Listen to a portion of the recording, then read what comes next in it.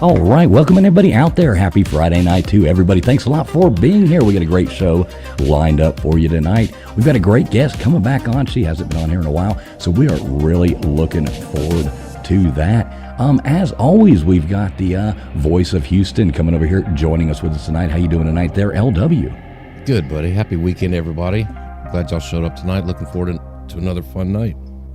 Yep, good to have you here as always. And with us, we've got our token mad scientist out there shocking the world and himself every other day. How you doing tonight there, Nathan? Doing great, man. We got a guest in the house. I'm excited. Yeah, it's going to be some fun stuff to talk about. We've got Mr. Producer running everything in the back. He may or may not be joining us on panel tonight, depending on how busy he gets. He's a really busy man. We've got KJ joining us momentarily, our country music recording artist. She will be here. She is dealing with some technical difficulties as usual. But we do have back with us Statements by Alex. How you doing tonight there, Alex? I'm great. Thanks for having me back. Yeah, it's going to be fun. Really looking forward to talking about all this cool stuff with you again. Me too.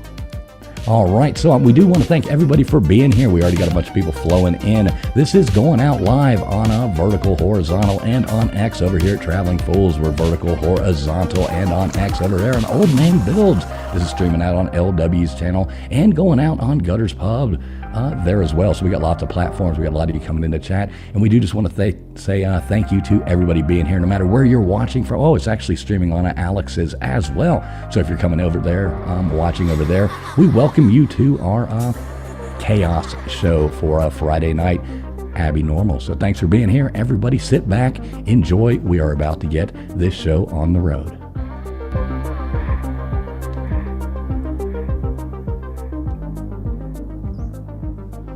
Would you mind telling me whose brain I did put in? And you won't be angry? I will not be angry. Abby someone. Abby someone. Abby who? Abby normal. Abby normal.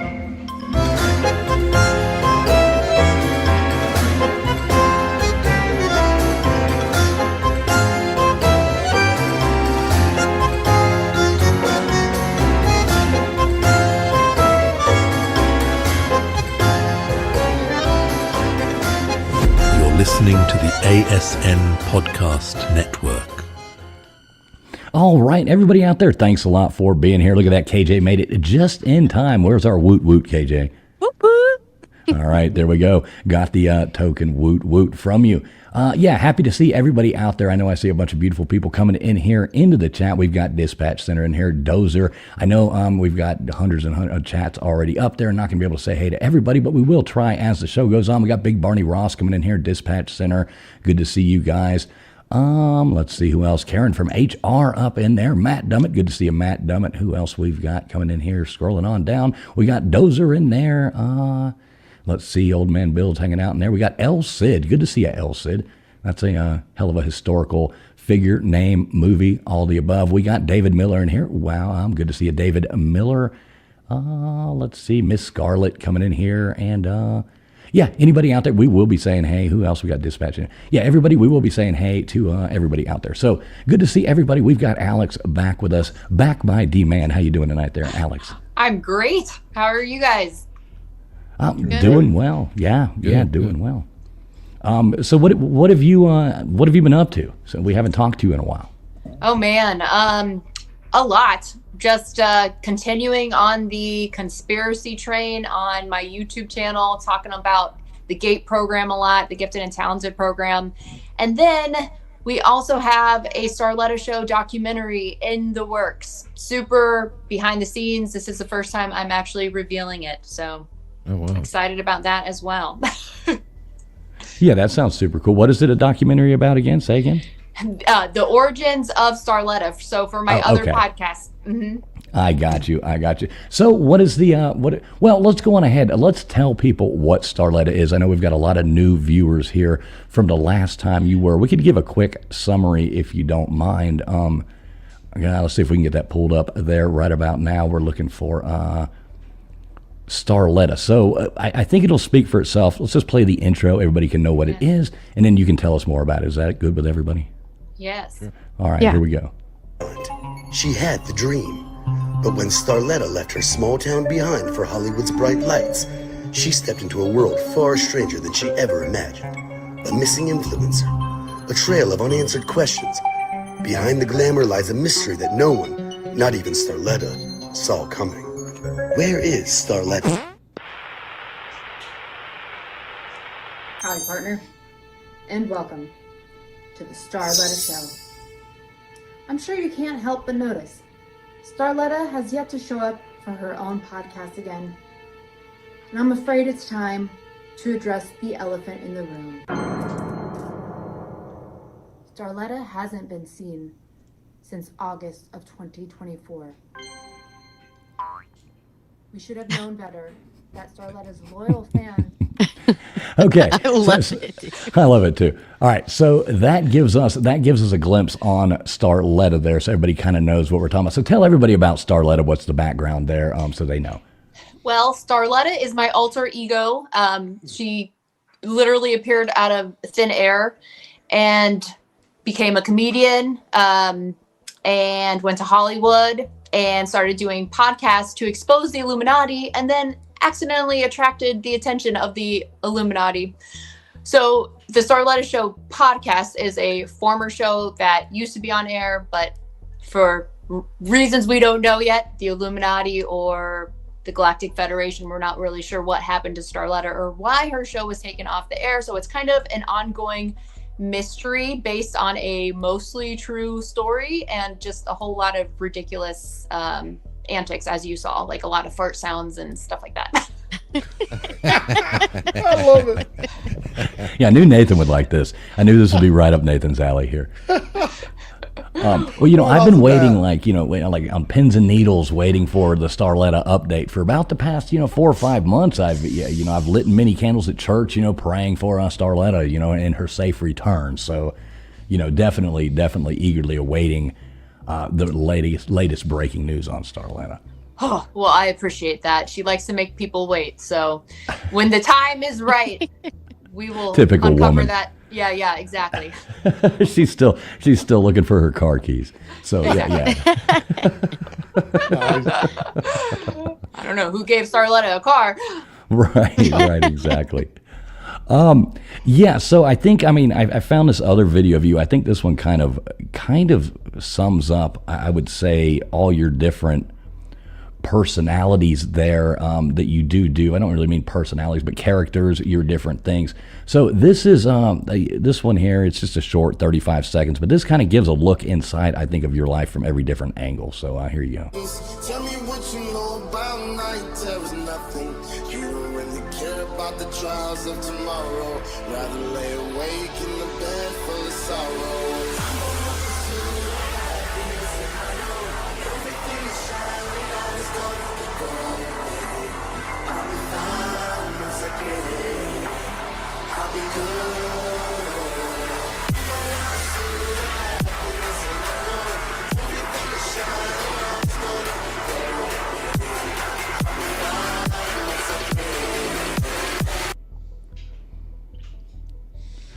Looks like Yes. a week in Vegas, man, is what it looks like. Right? Dude, party hard, had to wash cars to get more money. Oh, I love Right. it. That's about what it seems like. So, I do kind of think that does summarize you from all your. So, are you doing stand-up comedy?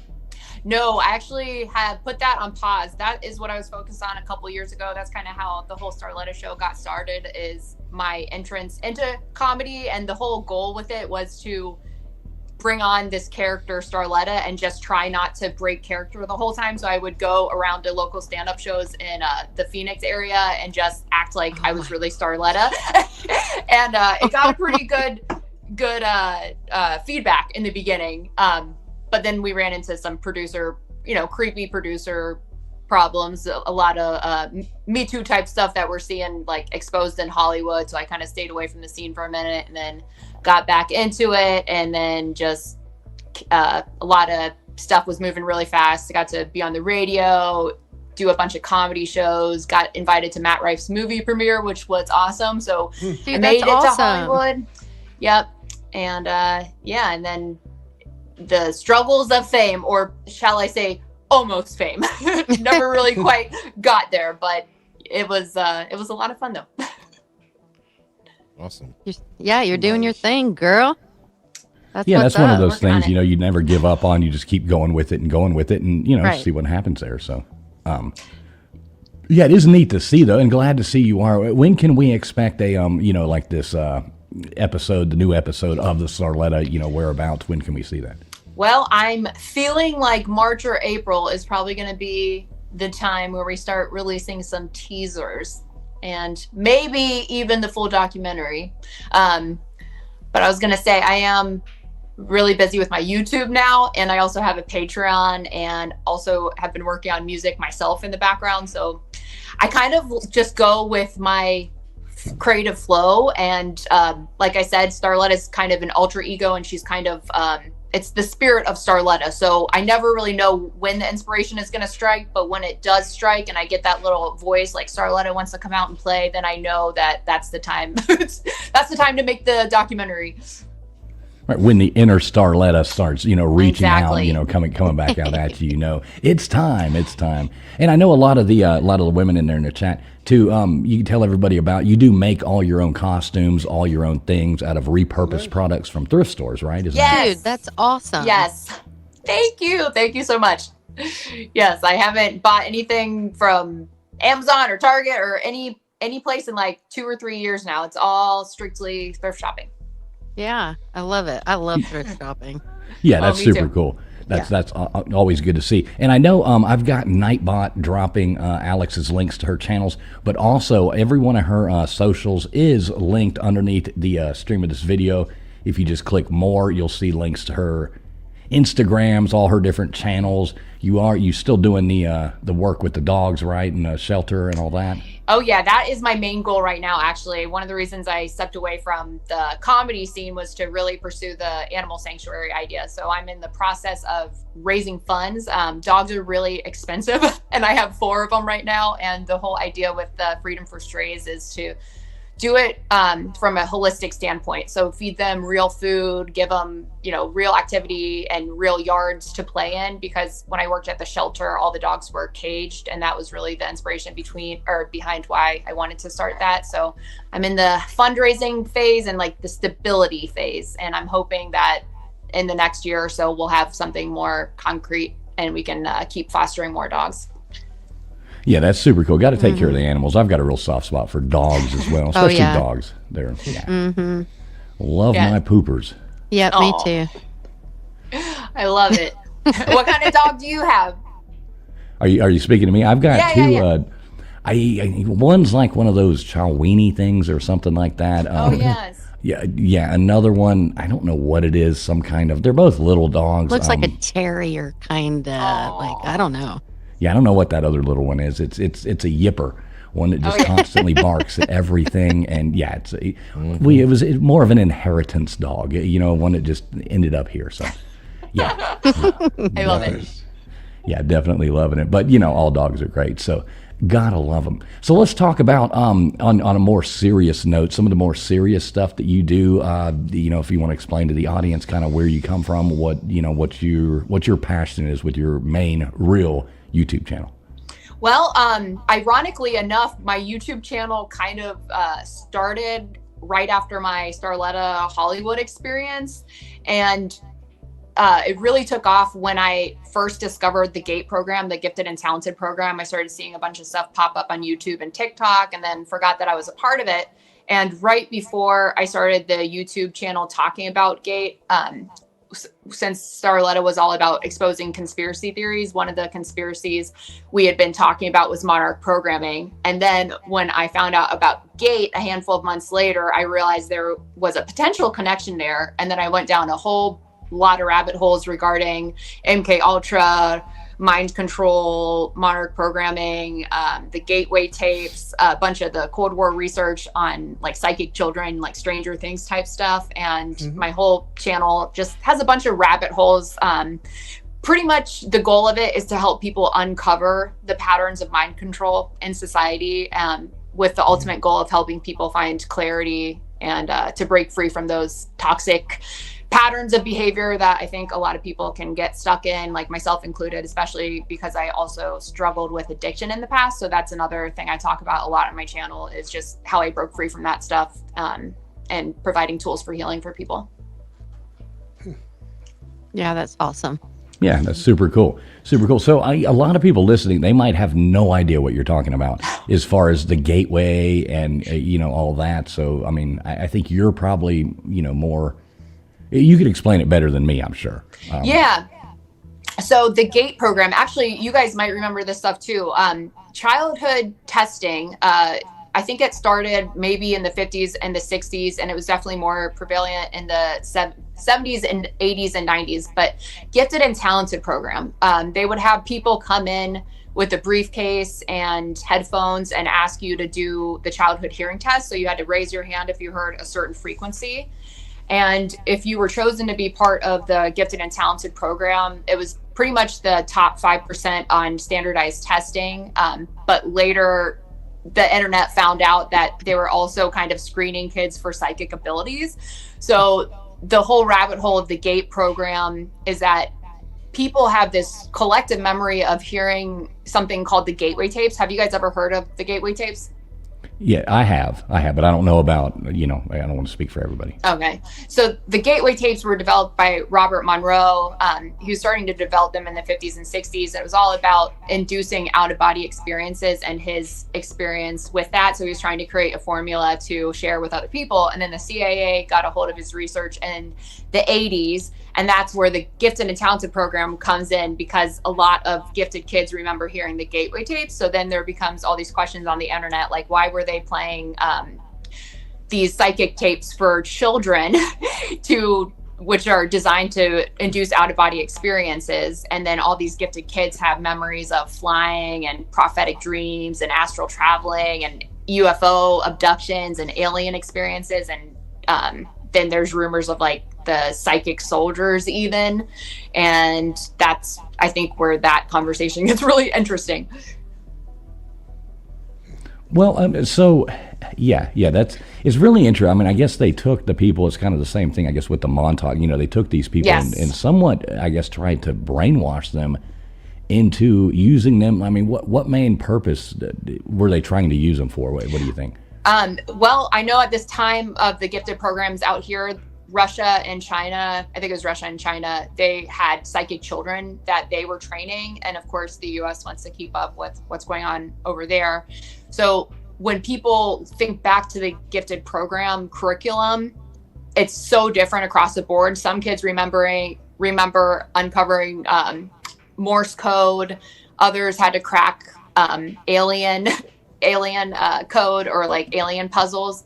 And then years later, we find out that this stuff was actually could have very well been real, especially stuff that was recovered from the Roswell crash site, because you can find a lot of similarities between the type of tests that they're running on gifted children, especially they would also use the ESP cards, the Zener cards.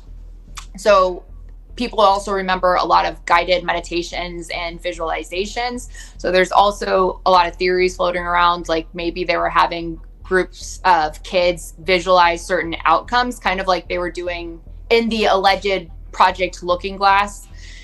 And an example of this might be, I think there was a video going around 9/11 where I think right around the time of the planes crashing, there was a group of children reading a book about planes crashing. Do you guys remember that? Not really. No, not really. No, I've never heard of Yeah. Okay. I'm trying to remember where I saw it, and this is all speculation, of course. So not trying to start any rumors or spread misinformation or anything like that. But that's just kind of an example of group manifestation exercises. And I think that was the point of GATE. I think they were trying to use the kids to see if they could get, they were trying to funnel them, I think, into military and different positions of, I guess, leadership in society. And some theories go back to the connection with Roswell. Basically, they found technology in the 1940s, and it's also connected to CERN and something called Project Looking Glass, where they found some device that was able to predict the future. And up until about 2012, the people who were in control of Project Looking Glass could figure out, well, they could basically see an outcome and what would happen if they did X, Y, or Z. But in 2012, it only showed them like 1 or 2 timelines. And I think every timeline they tried to run, or every simulation they tried to run, led back to one timeline where Earth either destroyed itself or had some kind of a mass awakening of consciousness. But the interesting thing about that is that in 2012, that was the same time CERN was created. And then a lot of people started noticing Mandela effects in, Fruit of the Loom, the different logos with the Monopoly characters, all sorts of glitches in the Matrix. So anyways, the theory with Gate was that maybe back in the 90s, they already knew that, I don't know, they were trying to do something with gifted kids and make use of their psychic abilities somehow. I don't know. We're still trying to figure it out. Well, I will die on the hill talking about the Mandela thing, that Shazam was a real movie.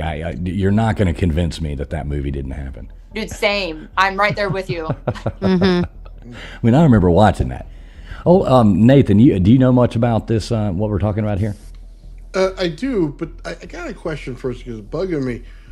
So the GATE program wasn't for people who are smart? It was for people who could have psychic abilities? No, they tested IQs. I think the IQs of the gifted children, the most common one I hear is 140 or higher, but it might have been like 130 or higher, something like that. It was pretty much different. It was similar curriculum in most of the school districts, but slightly different, I guess, based on the school district and how much money they had and how many resources they had for the programs. But it was pretty much kids that tested in the top 5% of their class. But they also took kids who had exceptional ability in the creative and performing arts as well. Some kids were just gifted in science or math. And it's just an odd thing because most of the gifted kids don't remember what they did at all in class. My brother got offered the GATE program, right? Yeah. And I didn't, and I thought, this guy's a dumbass. How the hell did he get offered that? It's starting to make sense now. Like, I'm way smarter than this guy. How did this happen? I remember I was never offered. She said 140 IQ. I was like, whew, I was safe. No, I was completely safe. But that's interesting. You weren't offered. Old man, that's it. That's interesting. Oh yeah, but I remember the kids that were. That guy. And they're like they're in the gifted program. I'm like, Well, yeah. Years later, turns out apparently not a good thing because the whole thing now is that a lot of these kids ended up with substance abuse issues and then neurodivergent mental health kind of issues too. It seems to be like 2 paths that most of the GATE kids went down, either funneled into leadership positions in society. Like there's talk on I think Candace Owens' channel that Charlie Kirk was in the Gifted and Talented program. So then and I think Candace Owens said that, I don't know if she was like presented to be in one or something, or I forget exactly. Somebody had mentioned it on my channel that she was talking about the Gifted program and she called it like the X-Men school or something like that. And but if you kind of look at what's happening with the Charlie Kirk stuff and all the speculation around, was Erica Kirk his handler? Was she in on everything that happened with that? The whole speculation is that people who were in the GATE program may have been groomed for leadership positions, because then we also have Blair White, who's got quite a large following, and then we find out that she was in the GATE program too. So it's like, are these, is there a reason why GATE kids are ending up with like millions and millions of followers? So I don't know. That's interesting. Yeah, I haven't kind of crazy. I don't follow Candace, so I don't. I used to. I just don't. It's just I have too much going on. It's too much in my brain. I feel pretty that. Happy. Yeah. I remember they were going to put me into the gifted, not what you're talking about, but just your regular gifted program. That's what I'm talking about, is the regular gifted. I ended up getting I got suspended 2 days before I was supposed to go into the other classes. So then they decided that maybe I didn't need to be in there because I was getting in too much trouble. So it kind of worked out good for me. I'm glad I got in that fight. So, right. There you go. It was a lot better. You weren't as gifted as they thought. Dodged a bullet on that one. What exactly was your gift? Well, don't ask. Right? After the stream. Look at the private chat. Yeah, right. I'll They slide in your fools in the DMs. shower. They Right, I'll decided to slide in take your 'em. DMs there, LW. Don't worry about it, brother. That's funny. But it's interesting because I remember this one kid that, I knew him from like first grade, like until fifth grade. He was so smart. He was just the smartest kid. I remember he was in the gifted program, and I saw him in like, after we graduated high school and I had moved away, and I came back and I was visiting, and I saw him at the Waffle House, and it was morning, and he was in, he was like he was just, I was like, hey, oh my gosh, you probably don't remember. I remember everybody. No one, people don't remember. I remember everybody. I'm pretty, like, from my, the kids I went to school with, like, I just remember people. But anyway, I was like, hey, what's up? Like, oh my gosh, because we were in classes together for, all elementary, not the gifted, that was the extra. But anyway, he was really struggling. It was so sad. He was in like this full, I'm not going to get into detail, but, it hurt my heart. Like, I was like, oh man. So that's interesting that you say that a lot of people that are in the program end up. So that's interesting. Yeah. Yeah. Cause, oh, sorry. No, go ahead. I was just going to make a note. KJ was in special classes too. So. Well, there's first of all, don't make a joke about that. There's probably a lot of people that like. Okay, moving on. I wasn't actually, but I just slept through high school. But whatever. You can't see me, but I raised my hand. You mean the opposite special class? Well, the thing with that, like those jokes. A lot of I got put in there. Well, here's the crazy. Okay, yeah. There's so many smart people who have exactly. Yes, and I have a good friend who was in special ed. I think I remember two kids that were in it. One of them turned out to be an incredible musician, and then the other one had hearing disability, and he is a gifted psychic. And the weird thing about me and the GATE program is that I literally taught myself how to remote view, or I should say taught myself in quotations, because when I look back at the gifted program and the curriculum, what they were like showing kids and teaching kids from a young age when your brainwaves are very impressionable, it has always made me wonder ever since I found out about this stuff. Like, did I turn out to be a remote viewing psychic?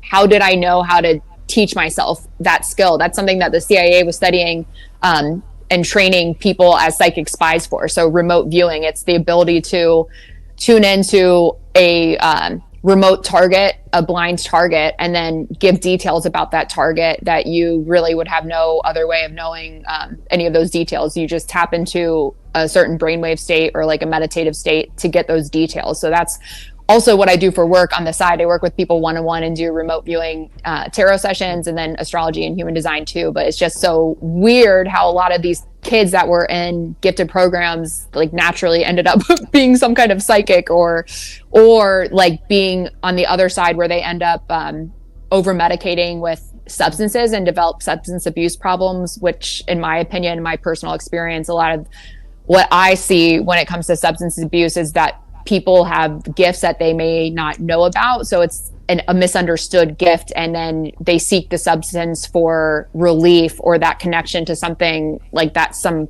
kind of higher power. Because if you think about like why people like to do like THC or marijuana or whatever, it's usually because people are trying to get high.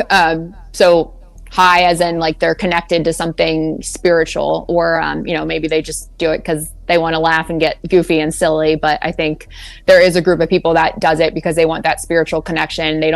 It's not like we're really taught in school like how to develop that connection on your own. I think we live in a very mostly materialistic society where we're kind of focused on money and love and what's going on with the Kardashians and all that stuff. Girl, don't. I know, right? No, it ruined one of my. I remember she was young and I was like, do not watch that. That is not reality. They have no idea what real life is like. Like, please stop. No, gross. Yeah, trying to keep up with them is very nonsensical. Oh, that's dangerous. So I noticed in one of your recent shorts that you had made, I think probably your most recent, you were talking about like the connection with Disney and things like that. So can you elaborate on that a little bit? I'm interested. Yes. Okay. So that short, I was talking about Monarch programming. So if anyone watching doesn't know what Monarch programming is, the concept of Monarch programming comes from a book that came out in the 90s by Fritz Springmeier and Cisco Wheeler, and it's called The Illuminati Formula Used to Create an Undetectable Total Mind-Controlled Slave.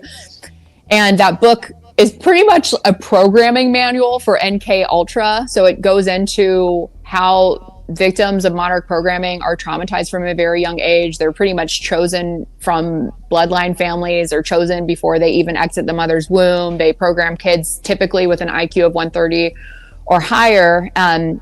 And one of the things that they mention in the programming, when it comes to programming in that book, is Disney programming, or Alice in Wonderland programming, or Wizard of Oz programming. I think those are the main ones that they talk about, because the whole idea of Monarch programming and mind control is to split the psyche from a very young age with trauma. So once they use trauma to split the psyche, it basically splits your personality off into a bunch of different alters, or I guess you could call them alternate personalities.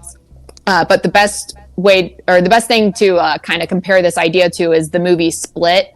You guys remember that movie where he's got the different people living inside of him, the multiple personality? That was a good movie. Oh yeah, great movie. Yeah, so Monarch programming, they had the goal to split the personality and the psyche like that, and then they could program it with demonic alters that would do certain things when they heard certain cues, like maybe running water or like some other cue. But the whole idea with Alice in Wonderland and Wizard of Oz is that it basically taught them how to I don't know if compartmentalize is the right word, but basically like really focus on their inner world. And then there's different characters in Alice in Wonderland. I think there's like I'm not super familiar with Alice in Wonderland because it's been so long since I've seen that, but I think there's like the White Rabbit, who's kind of like her handler or her guide, who kind of guides her through the Alice in Wonderland. And then I think the Queen of Hearts, isn't she like the evil queen or something? And then there's you know, the twins. I don't know what the twins are about or what they represent, but pretty much every character she encounters is a different part of her own psyche. So she's forever kind of like lost in her own mind.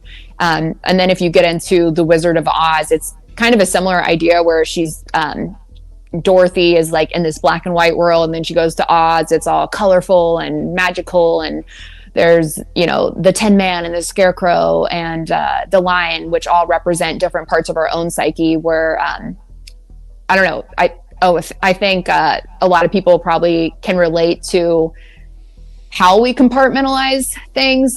So for example, I think of love lives, for example, and how many people, young people at least, they'll date somebody, but they won't, I don't know, sleep with that person or something, or vice versa. There may be people that they want to like hook up with, but not date. So that's just kind of like one example of compartmentalizing.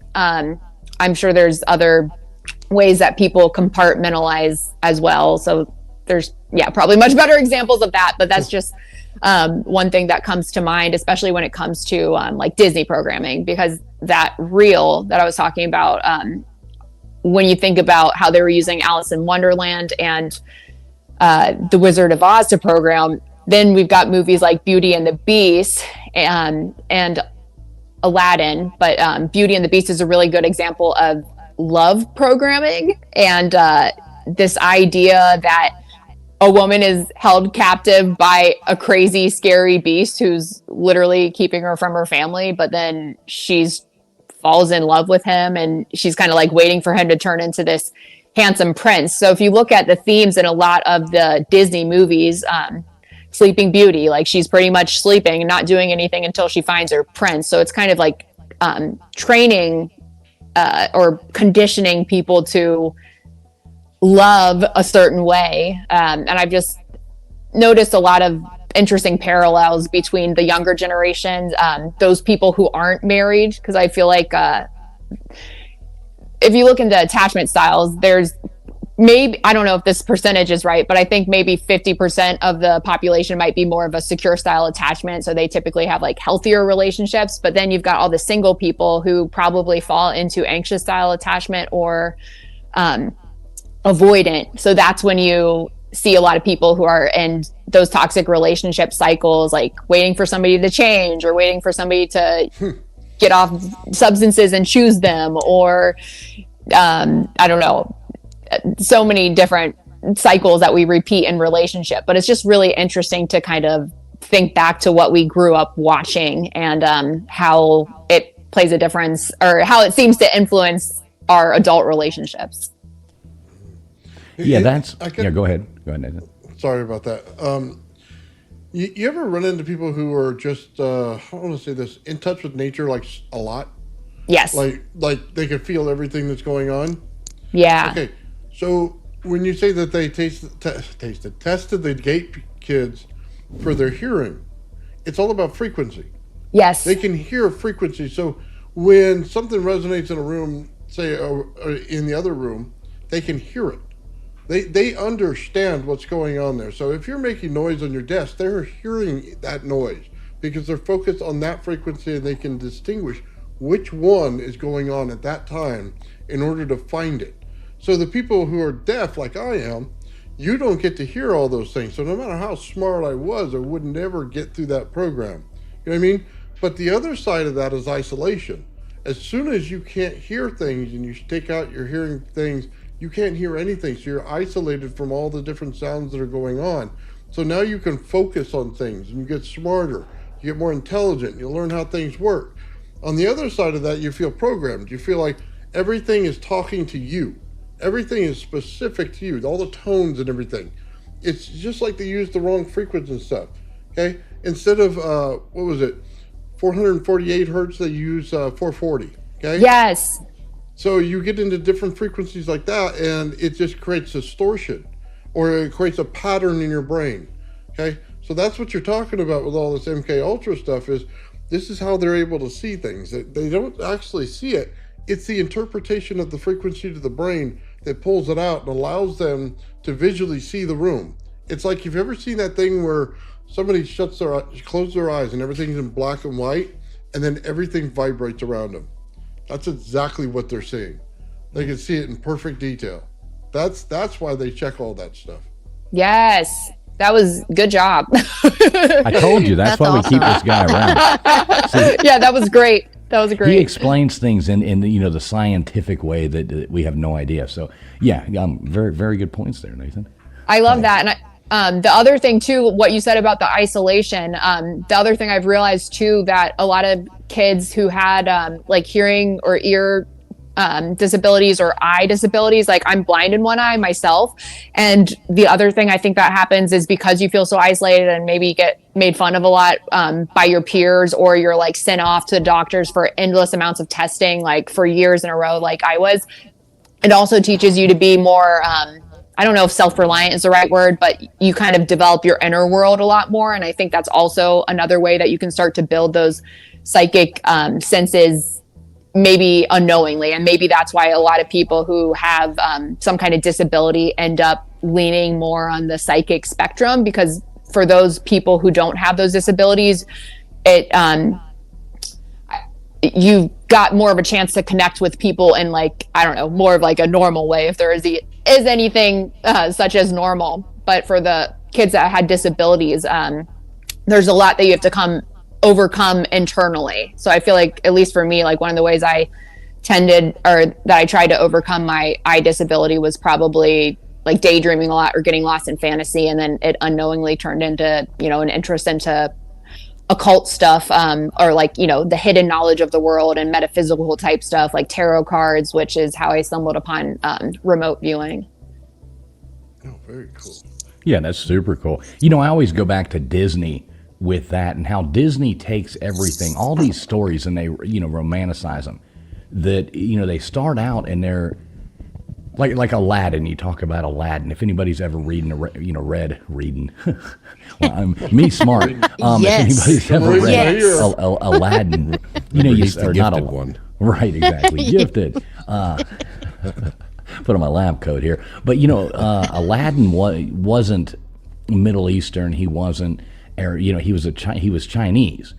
And so he was a Chinese slave, and they brought, if you ever read Arabian Nights, I mean, those things are horrific. So Disney takes it and they turn it into, this beautiful romantic story. But the real stories, like in Arabian Nights, those things like that, I mean, that's a horrific book to read. And Disney takes them all. And I know you were speaking in your one about The Little Mermaid. Oh, yeah. And you look at the story that Disney tries to portray. I mean, you look at the Little Mermaid, and I mean, it was the real story. Is the mermaid? She goes to like the sea witch. He looks like Ursula's goth aunt or something like that. And it was like, I want legs, and the witch is like, yeah, but it's going to cost you. Every step you'll be walking on knives. And this isn't in the Disney. And if the prince marries someone else, you'll die and you'll turn into sea foam. So she goes, the girl, she like signs the contract, like we do scrolling through an app, agreeing to it on your Apple thing, and it's like, okay, cool.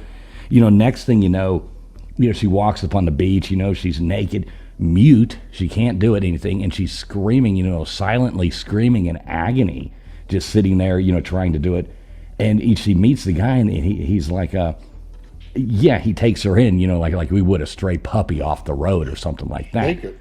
Yeah, so she's spent like months limping around, howling in pain, walking around, waiting, watching him, and he falls in love with this other princess. The wedding day comes along, they show up with a knife and they're like, kill the prince or you'll live. And she like stands over, she can't do it. And, next thing she's kicked off and she turns into sea foam. And, I mean, don't trade your voice for, somebody who. All right, well, there goes my dream. Wow. Yeah, it's not the same story. It's horrific. Wow. Lord. Yeah, the original Hans Christian Andersen. Wow. I mean, every step she takes, she's walking on knives. Every step she takes. Exactly, yeah. I'll be stabbing your feet. Yeah, it's a horrific story, but Disney made it into what they shaped it into being. I mean, obviously, you're not going to sell the original to kids in a cartoon, but Which worked in their favor. Well, I guess so, but I hate the way they Come on, changed Ariel's amazing. I guess. Are you kidding me? I can only She's a imagine, magical mermaid. They brainwash women into thinking men are something they're not. That's what they did. That was the real brainwashing. I mean, it's also okay to believe in love and know that, I mean, magical. There is no, we're all, crappy in our own ways. But love is a thing, bruh. Like, come on. I love the thought of Love is the pitch meeting for that, and Traveling Fools. Somebody like Traveling Fools just did that whole thing, and they're like, "Yeah, you got anything lighter?" Seriously, it's like, This is come for on, 5-year-olds. Oh man, I know. Like, and it's okay for kids, I feel, to believe in that life is so, because when you get older, it's not. So I think that's an important part of childhood is the magic and the happy and the, I don't know. Because Beast part. Once you grow up, dude, shit gets real, so. I don't know. I mean, Disney obviously is a little creepy in its own right, but so people just are. That's just the way it is. See, they're brainwashing you to like a hairy beast in Beauty and the Beast, so it's like men all the time. Well, hey, the screen. Who did that? Well, we're talking about Disney. We're talking about right? Disney. You got the evil mouse popping up out of They're nowhere. coming after us. Yeah. But do you guys ever hear the conspiracies about Walt Disney?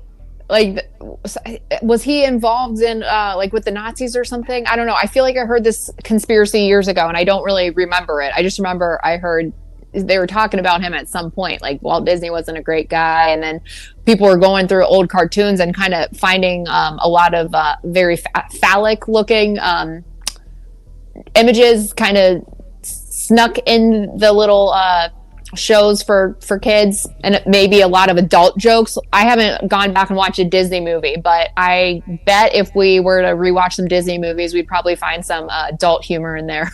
that went right over our heads as children. Sure. Yeah, we did a show actually where we found, and analyzed a lot of these images that they threw into a lot of children's cartoons and stuff like that. It's back a little ways, but we actually did one about that, and it was pretty interesting. Some of them were some were a big reach, and some were right there in your face, literally. Wow. Yeah, it was. I got to check out that episode. You should link it in the comments if you guys remember. Oh, I would have no idea. Yeah. Oh, yeah, you guys probably have so many. Yeah, Mr. Producer's out doing his real job right now. So we're stuck on our own right now, guys. I'm actually having to do 2 jobs at once. Wow, he's slacking again. He'll be back in a moment though. You think there's a lot linked there to that Disney stuff and all that. There's a lot of weird things about the whole Disney stuff. Like that thing, nobody ever dies at Disney World. How they'll shuffle people out of there and get them out of there before they do. Oh yeah, they'll go drag you out to the sidewalk on the other side. Chuck you over the What? wall. Yeah. What? I don't think I heard about that. Yeah, but then that's a conspiracy though. Then you hear people have actually die at Disney World, so it's Yeah. And then you never leave. Well, and then they've got those videos about the tunnels that lead into a restroom or something. I don't know if those are verified or not. Yeah, I think I saw some videos. It's so hard to tell with things online if what's real and what is not real. But I could have sworn I saw some videos where somebody found a tunnel I don't know if it led to the bathrooms at Disney World or something. And I thought the internet might have been saying that it was connected to Diddy. I don't know. That could totally be wrong. I might be remembering it wrong. I just think that's what I heard. But again, could totally be wrong. So I'm just curious. Does anybody else know? Baby oil tunnels. I know Diddy's a creeper. Yeah, Did anyone watch the one that 50 Cent put out? Was a part of? Dude, it's on Netflix, and it talks about how he was involved with Tupac and Biggie. Which makes total if you haven't watched it and I love 50 Cent, but anyway, you gotta check it out. It's pretty interesting because I've never heard those conspiracies, and in that their that whole community of that music community, those theories have been out there forever, and I've never heard that stuff, so it's pretty interesting. It was great. It was a good documentary. Anyway. We lost Alex for a moment. I'm not sure what happened. She'll be back, but I'm sure she'll be back. I guarantee that was a slippery tunnel. If it did lead, if it did lead to Diddy. Here we go. We got Alex going back in right now. Sorry about that. Oh, it's all good. All good. None of us have quit our day jobs, folks. This is something we do on a Friday night, for fun. Once again, we do want to thank everybody for being here. I don't know what's going on with X. For some reason, X streams are not working right tonight. But everybody out there watching on YouTube and stuff like that, we really do appreciate each and every one of you being here. I know this is streaming out on a couple Gutters Pub channels, a couple Traveling Fools channels. LW's is out on Alex's channel over there, Statements by Alex. Let's see. Over here, Traveling Fools. Yeah, I was like, there has to be one more. Yeah, it's streaming on mine as well. I do want to tell everybody, Alex's links are in the description below. Nightbot is dropping them as well. So please do sub her up and support what she's doing. Good to see you, Johnny Utah. So yeah, that's I haven't heard that one. You never know what you're going to get on the internet now. We were talking AI last week, and Johnny Utah called in, brought that up. And even with that, now the videos coming out, this stuff is getting really scary. We're going to have no idea what's we already didn't just with what people were saying. Now you're seeing it. This is going to get really scary. What do you think about all that stuff? Oh yeah, I think I have the same fears. I don't know. I think if you really pay close attention, can you guys kind of feel like you can tell if you look really closely and really analyze it? There's kind of a certain feel that AI has, and it's not quite 100% there. So you just gotta observe it's not far. Yeah, exactly. Not far. That's not far. What's scary. Yeah. Well, some new program.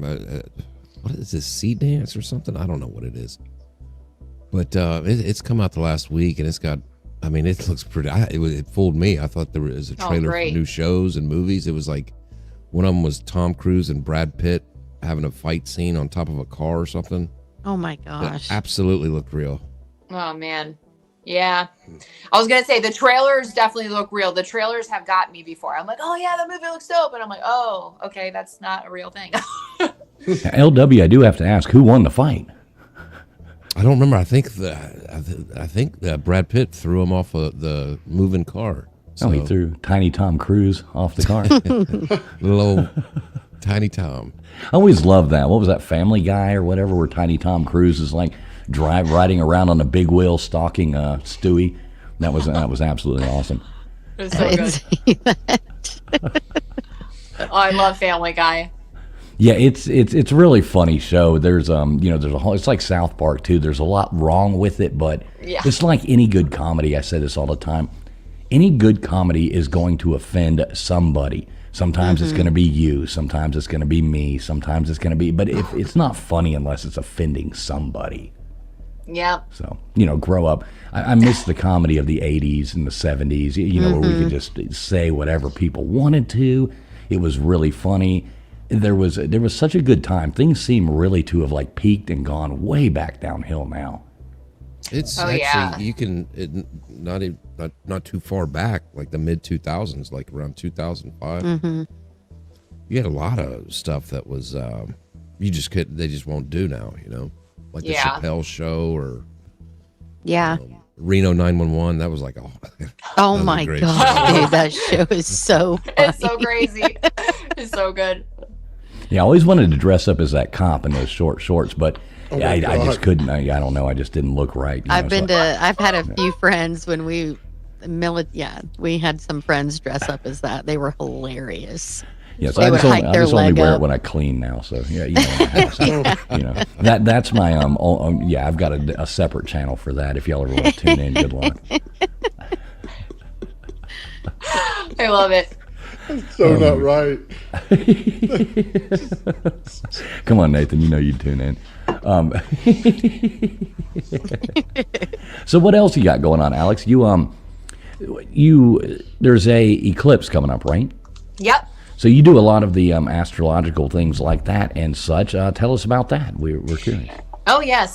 So eclipses are said to bring fated events, and they kind of freeze time. And we're actually only a couple days away from an eclipse right now. And we've got a lot of planets in Aquarius, which is a very revolutionary energy. It can also bring shocking changes and revelations. And then we're also right in between Pisces and Aries in the astrology chart, which means we're right in between where the zodiac resets. So we're kind of collectively closing out a lot of old cycles right now while also ushering a lot of new things. And then the year 2026 is also full of new beginnings astrologically and in numerology as well. We're in a number 1 year. So usually when eclipses come around, they affect the energy for 3 to 6 months. So you see a lot of big things happening during an eclipse, like big revelations. There might be relationship breakups, maybe getting together with somebody, maybe having a baby, maybe realizing that you got to switch jobs or something. But they usually bring some type of fated event, and it affects everybody on a personal level too. So that's pretty much what I specialize in when I do readings for people. And I am actually running a special right now. If anybody watching is interested, I'm doing $55 eclipse and astrology readings where you check out in your personal chart where the eclipse is hitting, and then also pull some tarot and oracle cards for guidance. But yeah, I love the astrology. I've been studying astrology for 20 plus years now, and I found it to be a very effective tool for predicting life events and then helping you understand personal cycles, like especially if you've got things where you're like, why do I keep repeating the same thing? If you kind of can look at it from an astrological perspective, it can help you find a lot of clarity. At least it has for me. And once again, all of Alex's links are in the description of the video below. Anything out there, everything from the dog shelters to all her Instagram. Every way to get in touch with her and subscribe to her is below. Sorry, Nathan, what do you got for us? 2012, Day of the Dead. the end of the Mayan calendar. Yes. Also, the first time Mamamoo was able to be seen behind the sun. It first came into our solar system. And then after that, we just had the last one that just came through our solar system right now. And it was actually putting off, I want to say like radiant arcs. So on both sides, different colors. So what that actually is in plasma physics is it was, I want to say this, it was showing its different zoning going on between one and the other, and it was pulsing back and forth. So it changes the frequency in your eyes. It goes in through your optics and goes in there in the sensors in your eyes, kind of just like, you know what I mean? How do I say this? You get LASIK, it fixes your eyes. Well, this stuff goes in there and you don't realize, but a lot of the optic sensors in there control all the moods and everything in your body. So all this stuff is connected, and it's all in the astrological chart and how everything goes. So, like I said, you had 2 eclipses then, you have 2 eclipses now, right after a great astrological event that something came through our solar system. Same thing that it did back then. It's the awakening is basically the way that they're seeing this thing. It's when the frequency changes all around you, and our sun is now putting out higher output right now. And if you just saw it, the moon in the last week, there's been rings around it. Yes. I did see that. Really? There's been rings around the moon? Absolutely. Yeah. I want to see. Yeah. Tell me more about that. Do you have, do you know what is creating the rings? I was curious about that. So you actually, when the sun puts out more energy output, it actually does it in spherical form. It's not waves, like they say. Mm-hmm. It's actually spheres of energy that are all throughout the entire solar system, right? And as each one's activated, it hits another one out there, like a sphere of any kind, okay? So it hits the moon. And then what happens is the energy in the moon picks up, and it'll put out energy. And because it's mostly crystal up there, you know what I mean? Instead of rock like you would think it is, it's mostly crystal. So crystal puts out an oscillation, so the energy in it expands a ton during this time. You know what I mean? Every time there's a high event that goes on with the sun. So it'll hit it. It's like a photon. When they start saying what that is, the energy comes out, okay, boom, boom, boom, boom, hits another object, and boom, that bursts with energy just like that. And you'll see the rings on it. It was there for days. Yeah, I did notice that too. I was like, are we living in a dome? And then I asked ChatGPT, and it said it was the ice crystals. And I'm like, okay. No, it wasn't. I was still trying to figure out how it makes this perfect circle, but I like your explanation a lot better. Oh yeah, well we actually have video, like on my channel we do a thing called the RAV, and we show all of that kind of stuff and how it works. Right there, see it? Oh yes. Yeah, there you go. I had to find the image there. And this is a real unfiltered image that I went and got. Just, I don't want to show some. There were some of them that just looked ridiculous. But yeah, you can actually see that ring. I didn't even know about this. That's really cool. Wow. That's exactly what it looked like. Is the eclipse, now is this a, kind of like we had a few years back, is it like a full eclipse or what's going on there? I think this one is a partial.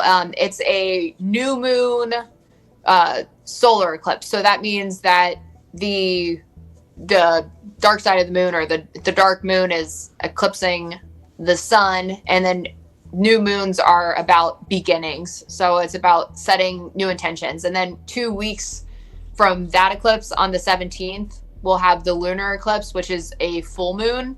So full moons represent release points and endings. So pretty much endings to karmic cycles, endings to 3 to 6 month cycles as well. So something that you started 3 to 6 months ago might be coming up for review.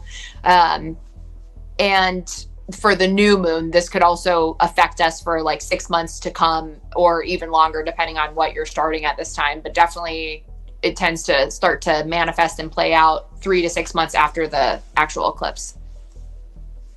So I kind of think of like new moons and the full moon eclipses as supercharged new moons and full moons. And new moons are always a time to, allow yourself to sleep more or meditate more or spend more time in nature, more time alone. So you can kind of spend more time with your inner self and your inner world, and you'll start to download information, I guess, from your higher mind about things that you might need to start, like new things that you're ready to take action on. And a new moon is a really good time to do that.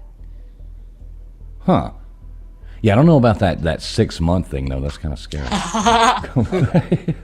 Yeah, right. Yeah, not sure how I feel about that one.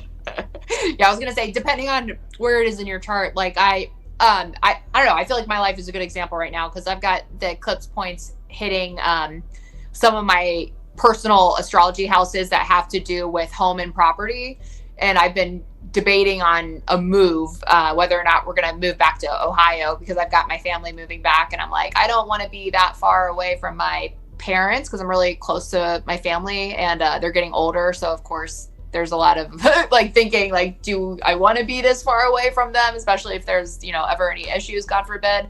So I haven't made a decision about whether or not I'm going to move, but the eclipse points kind of will put that idea in your head. And for what I've noticed, like how that's played out in my life is a piece of information might come on, you know, one of the eclipses where you're like, I have to move, or like I have to take some kind of action. So even if it's not a huge action, it still kind of plants, I don't know, the idea of an event in the timeline of your life, I guess would be a better way to put it maybe. So you just, it kind of, I don't know, give it like an outline of events, if that makes sense.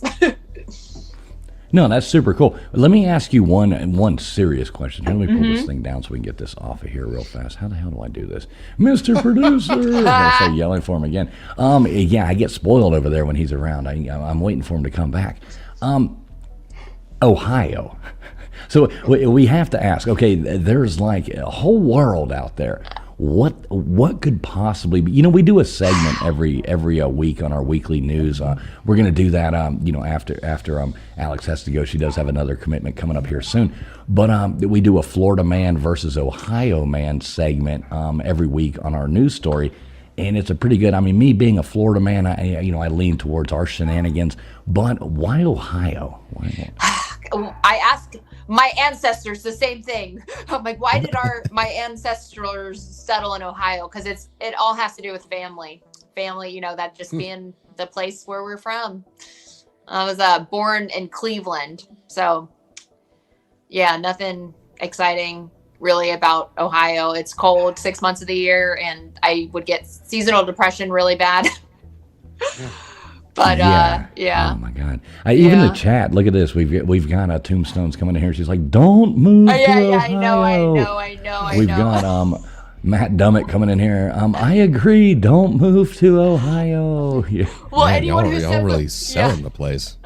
I was gonna say, anyone who sympathizes with me, I've been trying to start this animal shelter out here on the West Coast for like 2 years now. I think I started it, or came up with the idea in 2022. So now, or maybe it's been closer to 4 years. But anyways, I've been trying to find help out here, but that's another part of the reason why I may end up just going back where I have more support and like people to actually run it. Because as much as, you know, I do have help here with my mom, we fostered a handful of dogs together, and then we've got 4 that we have now, but that's our HOA limit at our house that we have. So we're not allowed to even foster dogs until we move properties. But that was the other thing. I'm like, if I can't find anyone to help be the manpower to handle dogs, there's really no practical way to do it. So that's why I'm like, you gotta figure something out. Either gotta find help in the next couple months and find some people out here like that might be interested in it, or the universe might just be like, well, go back west, because at least or back east, Midwest, I mean, where you got people who might be more interested in doing that, because there's not much else to do on the Midwest. I feel like once you go more west, or you go places like Florida, there's just more to do and there's more to see, because you've got the ocean, you've got the mountains, a lot of hiking, a lot of outdoor activities. But when you go to a place like Ohio, the big events out there are like bar life and restaurants and food, because there's really not a ton of hiking. It's kind of a lot of the same thing. Yeah, probably the most interesting hiking in Ohio is Walmart. Yeah. No, you're not wrong. Yeah.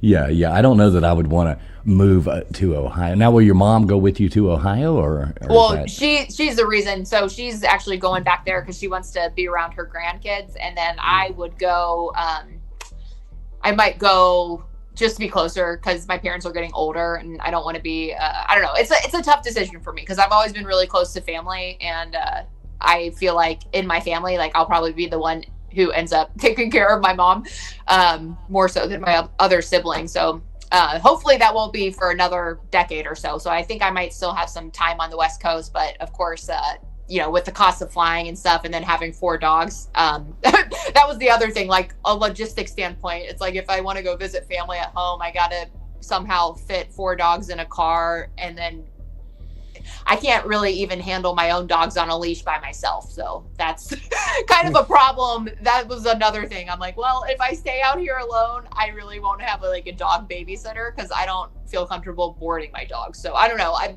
got a lot of, once you have a lot of dogs and they're not, they're big dogs and they're not really socialized to go into a boarding situation. Plus it's so expensive to board them, especially if you've got to do it for a week or something. So, and your dogs are rather large too, aren't yes, they? I mean, you've got big dogs, so I've heard them bark before. Yeah, and they're ratchet. They're shelter dogs, so they've got. We're still working out some training issues with some of my dogs. So that was the other thing. I'm like, I think being in a shelter system and just what some of my dogs came from. There's a lot of trauma there, and I don't know. I'm just always mindful, like even taking my dogs to the dog park. I don't think they'll bite anyone, but you never know when dogs have been in that situation when you rescue them from a shelter. It's just really important to be mindful of how your dogs are. So yeah, that's definitely something I'm thinking about. Who's going to be my dog babysitter out here? So anyone on the West Coast want to be a dog babysitter? That I can go home and visit family, from time to time. I don't have to live there. I don't know. I guess we'll see what the universe has in store. Yeah, it's easy when you have a little dog and you can, be like, hey, do you mind watching this, tiny little dog? It's another thing when you've got, huge big dogs that are, can be scary. And like you said, with a dog park, you can't just take a dog to the park and let it go and it's like, goes over there and eats all the other dogs, and you're like, well, that was fun, Well, yeah, and the other thing is, since we've got 4 of them, they've got pack mentality. So if you take 4 dogs to a park and they start to get territorial with one new dog that walks in, that's another thing I'm mindful about, because I'm not so much worried that my dog would attack somebody. I'm more worried that they see his size and they see him barking and they don't know him, so they get scared, and then because they're scared, I don't ever want to put a stranger in that position either, where somebody would be afraid of my dog. And so I just try to avoid dog parks and let them get their activity in our backyard and with each other. Unless they go alone. Yeah, at least they get along. CFM Queen, CFM Rocks Queen's in here. She says, and good to see you too, Queen. Appreciate you being here. She says, do you know that we probably only have about 1 billion years left on this planet as humans, because the sun will burn out and the only viable, seemingly closest planet is 48 light years away. The only person that'll probably still be alive is Elon Musk. Yeah, right. and Keith Richards. Who is it? Keith Richards. Yeah, exactly. And yes, Keith Richards. Especially. Right. Yeah. I always love that thing. It's like we gotta start worrying about what kind of planet we're gonna leave behind for Keith Richards. So that's hilarious. we have to make That's sure. so funny. Good to see you, CFM Queen, in there as well. Alex, how much longer do we have here with you? I don't want to keep you up. I know you said you had another engagement. Oh, no. I can still go for another 20 minutes or so. Okay, cool. I have to get going. Yeah. Cool. Yeah, that sounds perfect then. Yeah, we'll hang out. I just didn't want to keep you past your engagements there that you needed to get to. So you just let us know, when that comes up. Awesome. Any of you guys on panel, you got any questions for Alex? I know. I love the fact that you worry about other people with your dogs. I mean, to tell you that, we got some idiot over here at the park who likes to let them run 20 feet in front of him. And then he's like, oh, I'm just a cool guy and you're just going to like my dog. It's like, dude, you're lucky I don't have a bat right now. Yeah. Those people really bother me. I love the people who just care about other people when they go around and do this stuff, because they know that they're not friendly with everybody. You know what I mean? Because people freak out and then they can feel their hormones of dogs. They get all excited. You know what I mean? And it's not comfortable for anybody else. So I really do appreciate that. Oh, good. Well, I learned at a young age, because I when I was younger, I was just naive and just didn't know any better. And I used to, there's this one time I let my dog off a leash because I was like, oh, he's well behaved, he's not going to hurt anybody. But there was somebody who happened to be at the park, and it was a man who must have had a bad experience with dogs, but he freaked out. And when I saw his reaction, I was like, I will never bring my dog off leash in public again. Because you don't, something I didn't think about back then was like how many people who have trauma with dogs, and it's not good. It's not safe for you and your dog to have your dogs off leash and to encounter somebody that has trauma, because you never know how that person's going to react either. So I think it's just like a safety thing for both parties, both the stranger and for you and your dogs too. Yeah, I have 2 dogs. One's a terrier pit mix. He's a Hellion, Pizza Steve. And then I have a 2XL dog, which is an Anatolian Shepherd.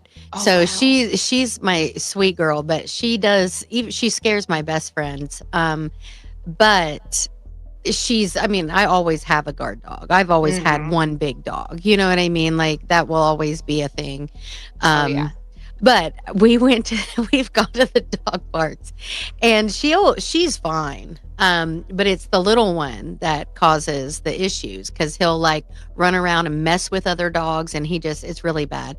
And we took him. My husband's like, I am never going to a dog park again, because he won't come to us, and he's running around and he's just raising hell. Oh, he's such it's hilarious. Yeah, I'm not a fan of dog parks myself. No, I know. Yeah. I wish I could go. But the other thing, I took 3 of my dogs once, and I had them all on a leash by myself, and they literally drugged me across the parking lot. So I'm like, I don't know what I was thinking. Like when I had all 3 dogs, like I had help at home. So I didn't really think of like, what happens if you're on your own and you have to handle 3 dogs on a leash? So I'm just now kind of learning. I'm kind of SOL unless you bring up, and it's hard in Arizona and like out west, because it gets to be 120 degrees. So you can't just like leave your dogs inside to run errands or anything like that. Your dogs are pretty much in the house 5 months of the year, unless you go out like really early in the morning, because they can burn their paws on the pavement and stuff. Yeah. So, yeah. Yeah, a lot of people don't think about that with dogs. And, it's kind of sad. Like, you'll see some people, it's like cold as hell outside.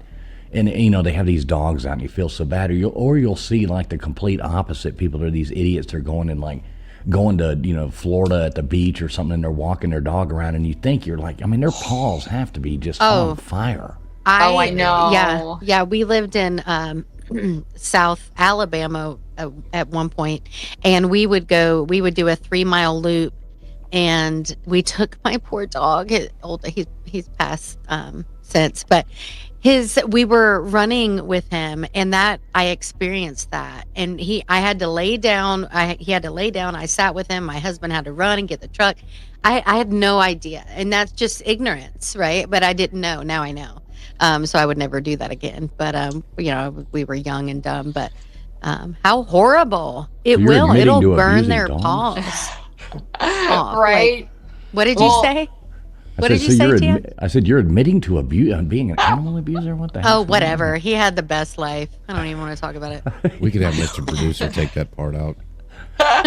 Yeah, exactly. Whatever. I was gonna say heat exhaustion is terrifying. It was his paws. Yeah, it was his paws. Like it was. Oh, the other dog was fine. She did fine. I felt so bad. And I took care of him. Please, he was fine. No, I took my dog. PETA, no.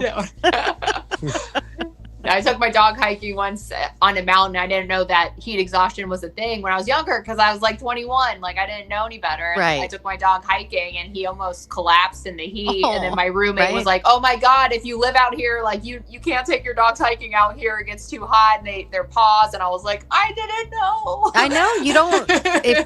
Yeah. You don't. If you don't know, you don't know. Yeah. Until you experience it, and you're like, "No, I know." Yep. Exactly. So can't beat ourselves up too much. We live and we learn. Well, and we obviously give our animals good lives. So exactly. Everyone gets boo-boos. Yes, exactly. And there's a big difference between, like you said, being young and just not knowing and doing things. Yes. On purpose. Yeah, I mean, there's 100%. So many sad things. We're no Michael Vicks over here or anything like that. Yeah. Or the poor dogs like that just live outside on a chain their whole life. Oh, I know. I know. I remember I took a picture years ago, and we were living in the Midwest, and it was very snowy, and I took a picture, and my dog was out on the back porch, and I had her on the line, and it was snowy, but I just had her out for a little while to use the bathroom and whatnot.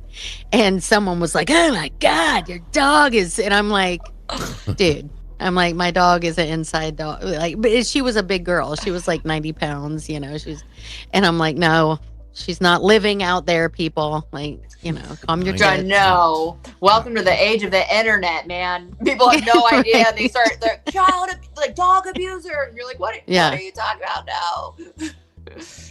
Yeah. LW, you have a big dog, don't you, LW? She runs on AAA batteries. She's huge. If it was, I gotta watch my little lady when she goes out. My little lady. I mean, if it's her versus a squirrel, I'm putting my money on the squirrel. Aw. Wow. That's funny. How many pounds does that dog weigh? She's not too small. She's like 16 pounds, maybe 17. Oh, she's not too small. Yeah, LW's daughter got a gift for Christmas of a little puppy. So while she's at school and stuff like that, what is her name again? Lucy. So Lucy. Right. So it's Lucy. So it's all dressed up with a little pink leash and all that jazz. And LW's a big guy. A pretty manly man kind of guy, and it's pretty funny. I always tease him about him having while his daughter's at school and all that kind of stuff like that. He has to take the dog out for a walk through the neighborhood, with his little pink leash and his thing. I love it. I love it though. Is the leash hot pink? Yes, it is. Yes. And I'm just going out. Come on, shit for daddy. Come on. Take a dump. Can you get this over with? Yeah, it's a beauty though. It's a beautiful thing. The things that a man will do for their daughters. Yeah, you know what I mean. That's a good That's thing. Right. But I'm still going to give my buddy hell, about that. Look who has managed to join us. We have Gutters Pub joining us now. Finally, how you doing tonight, Gutters? I'm here. Let's just put it that way. Oh, what's up? Oh, well, I had my grandson tonight, and I thought I was going to have him all night, but their dinner plans got changed. And so they said, well, we're going out to dinner, but we're going to be back early, so we're going to pick him up. And I said, okay, hurry up and get your ass back here so I can go do my show. There you go. So, yeah. Oh, yeah. Here I am. Well, good to have you here. Glad you finally made it. You missed out. We've been talking all kinds of cool stuff earlier. I think you would have loved it. There was a couple conversations I'm glad you weren't here for, but definitely glad you're here now. When you go back and rewatch, you'll know the moment I am speaking of. Well, then I would say start over, but I'm afraid our producer would throw me off the panel, so I won't say that. I guess he's not here, huh? Oh, okay. Well, yeah, he got called into work a little while ago, so I'm doing both jobs. I actually just managed to. So you can do whatever you want. I can know. do whatever. You're free.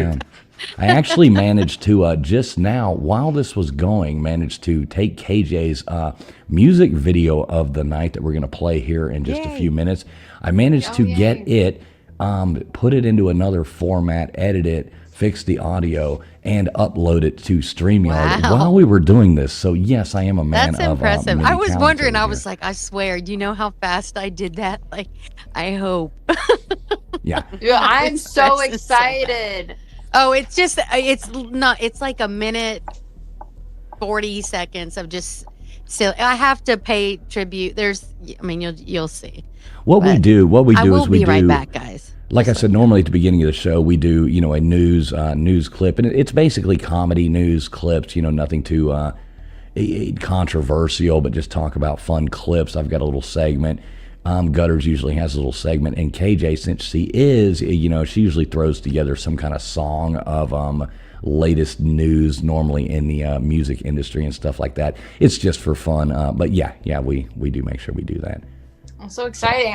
I hope I catch it because I think I was trying to figure out my battery. I think I have like 2% battery or something like that, maybe 5%. Well, let's do this. Let's make sure, because I don't want to lose you like right there at the end. So what you can do, You can tune back in and watch it on the stream. Okay. But so going ahead before, because I don't want to like you know, have you just drop off and stuff like that. Exactly. But you're always a wonderful guest here. You know, you're always welcome back here. We love talking to you. I love all your videos, your stuff like that. So going ahead, tell everybody, you know, where, I know a lot of people, the links are there, but there are people watching on multiple platforms. Tell everybody where they can find you, like in their ears. Well, thank you. I'm on YouTube at Statements by Alex and The Starletta Show, as well as Instagram at Statements by Alex and also The Starletta Show, and then TikTok on Statements by Alex and Starletta's World on TikTok.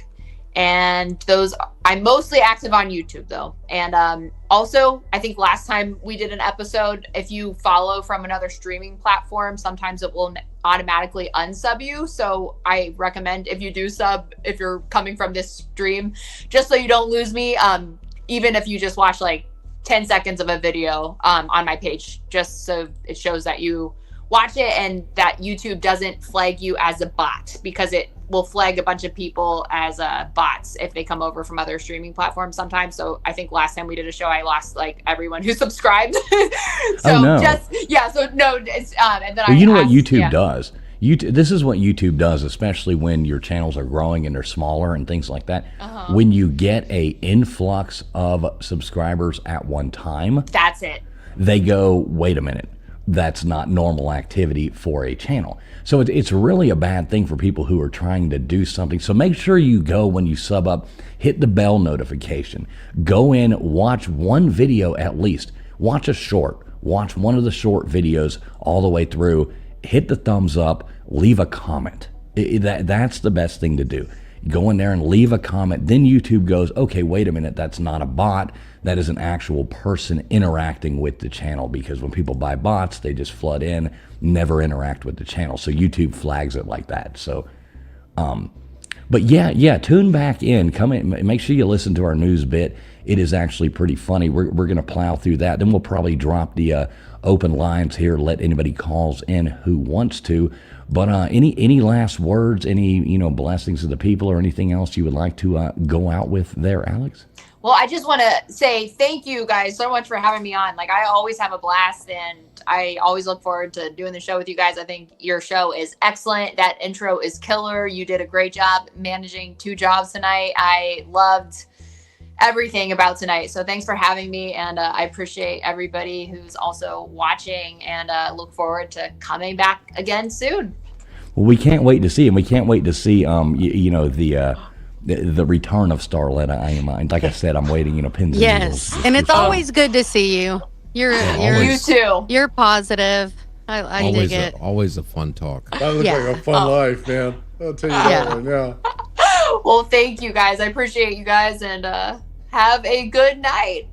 All right, Alex, as always, thanks so much for coming up. Y'all do, please, like I said, make sure you check out Statements by Alex. All her stuff is in the description of this video. Nightbot will be dropping it all night. Alex, you are awesome. Thank you so much for coming up. Check out the news clips. You're going to want to see that. Yes. Go plug your phone in and I know, come into the I chat. missed you too. Sounds good. All right, I'll definitely be checking out the video too. So. All right, see you later, alligator. See you guys later. Bye. All right, there you go, guys. Statements by Alex. Always good to have her on here as well. We do want to say thanks to everybody out there in the chat coming in there, supporting the show. I see we got coming in here, YouTube Police coming in here. What's up, Copper? Good to see you.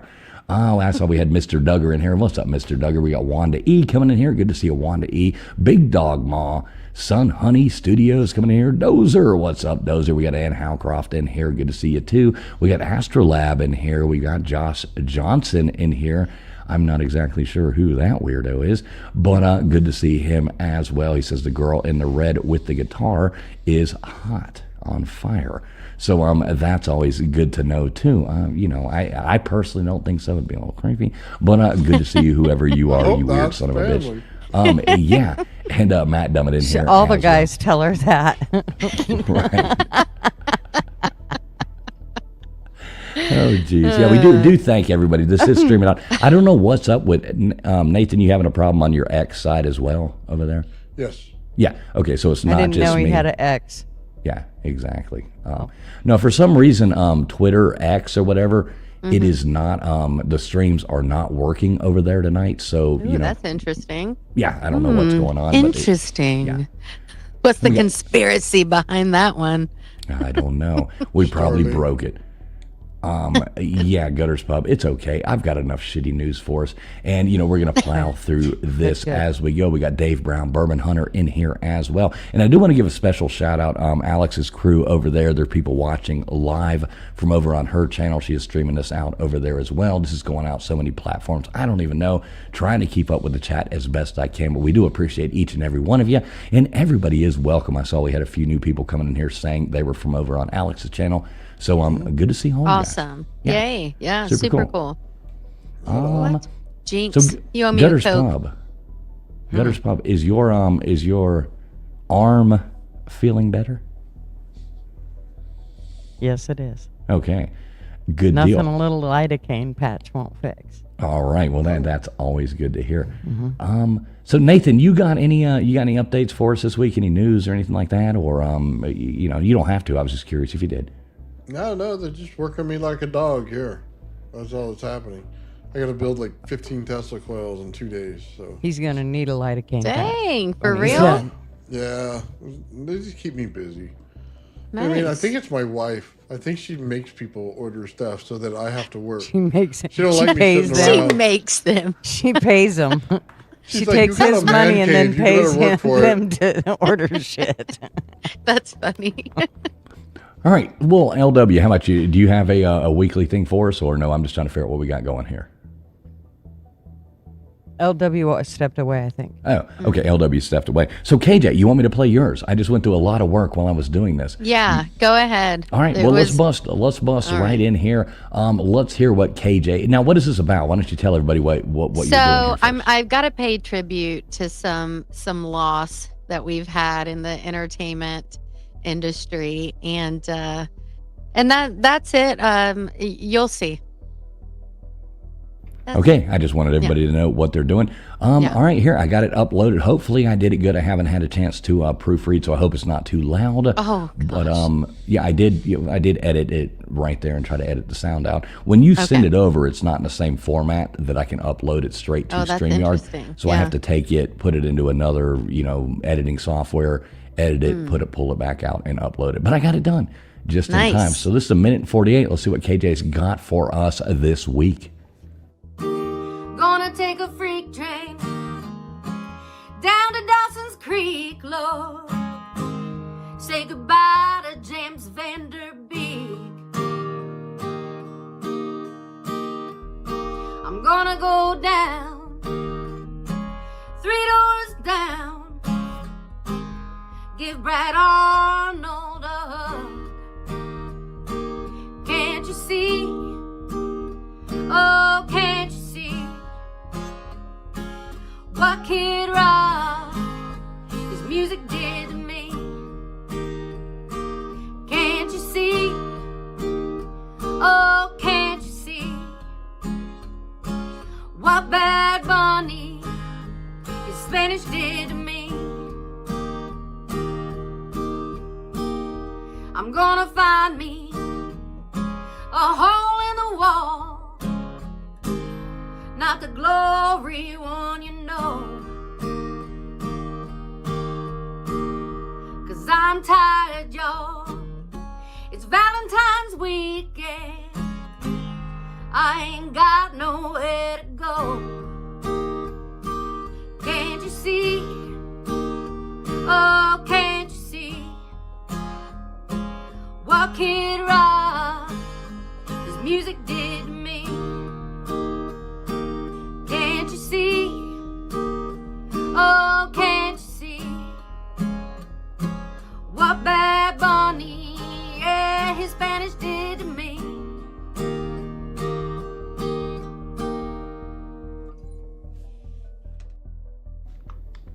Oh my gosh. All right, there we go.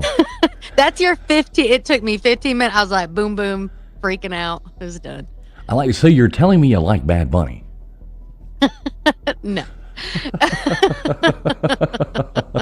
Did somebody mention my favorite recording artist? Oh, wow. One of the two people that watched that thing at halftime? Oh, my God. And I had it on two TVs. So they were both me. I changed the avatar as soon as I realized, oh, yeah, I have Bad Bunny. No. Oh, look at that. Look at that. Gutters is coming up there with Bad Bunny. Oh, my gosh. I mean, I might have been the only person, and I'm not making fun. It's like LW pointed out. I mean, people around the world like Bad Bunny, and, good for them. I really don't care what people like. You like what you want to like. I didn't know who he was, so. No, me neither. I thought it was going to be some hot chick with a wardrobe malfunction. Right. I was like, oh, Bad Bunny. My mind went to Hugh Hefner. I'm like, we would all watch that halftime show. Right, exactly. Yeah, I would have been like, oh, I'm all over this. But, yeah. Hey, what's up, Jared Carter? He says, that song escalated quickly. I had to, it was like, okay, well, We all watched why I Dawson's even know Creek, what that right? is beyond me, but whatever. Right, as long as you know what a I Bad didn't Bunny is. All right, so I did get us a quick weekly news segment. If you look at this, Alex is over there holding up a ladder for KJ. Look at that. Yeah, you got a lot of applause going on in here too. Nice. A lot of KJ. You had a lot of people on there. Yeah. Yeah. They're laughing there. Dave Brown, he doesn't like Bad Bunny. He's like, no. Right. I know, right? Good to see you, Dave Brown. I didn't even watch it, honestly, but. No, I didn't either. I went to a Super Bowl party, and I wouldn't have even watched the Super Bowl if it wasn't for the party. The only reason I went was just for the chicken dip, and it was really good. This is the first year I haven't watched the Super Bowl. I didn't even watch it. I just didn't even. My husband was at something he had to do, so he could. We just didn't even watch it. But I couldn't even watch it out of rebellion. I couldn't make it. Yeah, I tried. Yeah. But, well, I want to give a big shout out though to my buddy that I do cover college football with over in Clemson and stuff like that. He's been sending me clips. He's covering curling at the Olympics right now. And over there, so he's at the Olympics right now. Is that for real? Yeah. Oh yeah, for real. Yeah. Dude, yeah. that's So awesome. shout out Mark. Shout out to Mark. I know you're in Every over time. there doing a lot of other things other than listening to our show tonight. But super cool, brother. Really neat to know that you're getting to do Every that. time Cover Bull curling says for the that, Olympics. I think he's getting ready to say a joke. Like No, there's a joke, that's No, going I to actually come like after the curling. whole curling thing, and then it's not a joke. I'm like, oh, well, I really thought it was going to be a joke. Which one? No, was but curling? speaking of jokes, all right. So I don't know if anybody's ready for the dumbest, most batshit breaking news from the last few days. Peak idiocy from Full 6. Science, fuck-ups, conspiracy, lunacy, global clownery, arrests that will make you question evolution, and the weekly cage match of our Florida man versus Ohio man, where both contestants are already brain dead, but still swinging. All right, so we got no funerals, no border BS, no pronoun debates, just pure, uncut human stupidity. So buckle up, snowflakes. We've got it coming to you. All right, so here we go. Science Corner coming in. Did you hear about, Nathan, you keep up with CERN, right? Keep up with what? CERN, C-E-R-N. Yeah, you know CERN. Where they got that thing. So over in CERN, the dipshits over there, they accidentally birthed a baby black hole that lasted half a second and vaporized a guy's sad ham sandwich. The scientists over there, they were high-fiving, calling it progress. All the conspiracy bros on X were screaming it's a portal for lizard people to steal our cold cuts. But, if the Illuminati wanted your lunch, they just tax it like everything else. In world news, Berlin, over there in Berlin, they ran out of doner kebab meat for 6 damn hours because some trucker decided Poland looked pretty this time of year. Germans lost their minds. So you had grown-ass mans weeping in the streets like their dogs just died. One genius actually tried to 3D print lamb slices and ended up with what looked like gray Play-Doh, I think is how they described it. The mayor airlifted emergency meat and city celebrated by queuing politely for hours. Peak German chaos. Let's see, conspiracy theory news here. We got viral 4chan videos thread claiming smart fridges. Oh, this one I really love. Does anybody have a smart fridge? No. Negative. I don't even have a dumb fridge. Well, apparently these fridges, they have turned into pervert cams watching you stress eat ice cream at 3 a.m. Yeah. Then they're selling that footage to Big Dairy for ads. Evidence, chunky monkey bingers now get Target ads for gym memberships and divorce lawyers. Nestle has not commented, which obviously means they're jerking off to your shame spirals. Oh my gosh. You mean some sad bastard is watching me hold a beer in one hand and a drumstick in the other at the seriously. I was going to say the joke's on them. They should see what I do on my counter. Yikes. Right, I'm hacking into that's how they sell extra ads, you see. They already figured it out. They knew you. All right, so we had happening on February 11th, a Colorado genius. He tried to return a pissed off live raccoon to Petco, screaming that it was defective and it won't play fetch and keeps biting his nuts, which is great. These are real news stories, by the way. These are real news stories. So the raccoon immediately started boosting Slim Jims like a pro shoplifter out of the store. Man swore he had a receipt. He probably had rabies, not a receipt, I would imagine. In February 9th, a Vegas tourist bet a hotel towel in a $40,000 poker hand because it's Egyptian cotton, he said. He ended up losing and tried to bolt out wearing the casino's robe like it was his winnings. Security dogpiled him while he was yelling, "House always wins, my ass." What a party with this guy. That's awesome. This must have been Hufferbilly Paul. I think this was Hufferbilly Paul when he was in Vegas. All right, in Seattle, we had a roommate fight that escalated to a felony assault. They were with a frozen salmon as the weapon. So dude took a swing, like it was Thor's hammer over whose turn it was to buy toilet paper. The fish has now turned into evidence, and the victim wants it grilled as reparations. The judge is actually considering it. Let's see. So we got more science news coming to you here. In South Korea, the eggheads over there, they built a robot that actually gets legitimately hammered on ethanol. So on his first drunk act, the butchers Bohemian Rhapsody, he gets up there and butchered Bohemian Rhapsody in karaoke, then tried to Venmo tip the lab with fake crypto. The lead researcher, we have perfectly replicated human regret. The next step is to teach it to drunk text exes. Everybody knows that's a good idea. Yeah.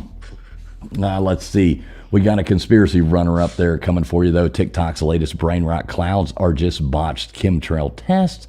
Look, that one's a failed dick shape. The government can't even spray cocks right. NASA stays silent because they're too busy laughing. Let's see. World news bonus. We got humanity's last brain cell flickering here. Osaka vending machine. Oh, this is a great one. So in Osaka, a vending machine glitches, starts giving free drinks to stray cat that keeps headbutting it like a simp. The cat now has 400 Instagram followers and energy drink sponsorships over there. Locals call the machine Simp Kun, which is awesome. God. The text won't fix it because even they know it's the purest thing humans have created this decade. All right, moving on. We got our main event coming for you, the Florida Man versus Ohio Man weekly idiot bloodbath. So I'm going to give you 3 Florida Man stories, then 3 Ohio Man stories. So in Florida Man, coming in hot, swinging his meth-fueled cock. Over here, we've got February 8th, a Florida man flees cops on a stolen golf cart wearing a Spider-Man mask, blasting Sweet Caroline like it's his getaway anthem. Wait, was that you? Yeah, exactly. I was going to say, fools, you can't write your story in our newscast. Yeah.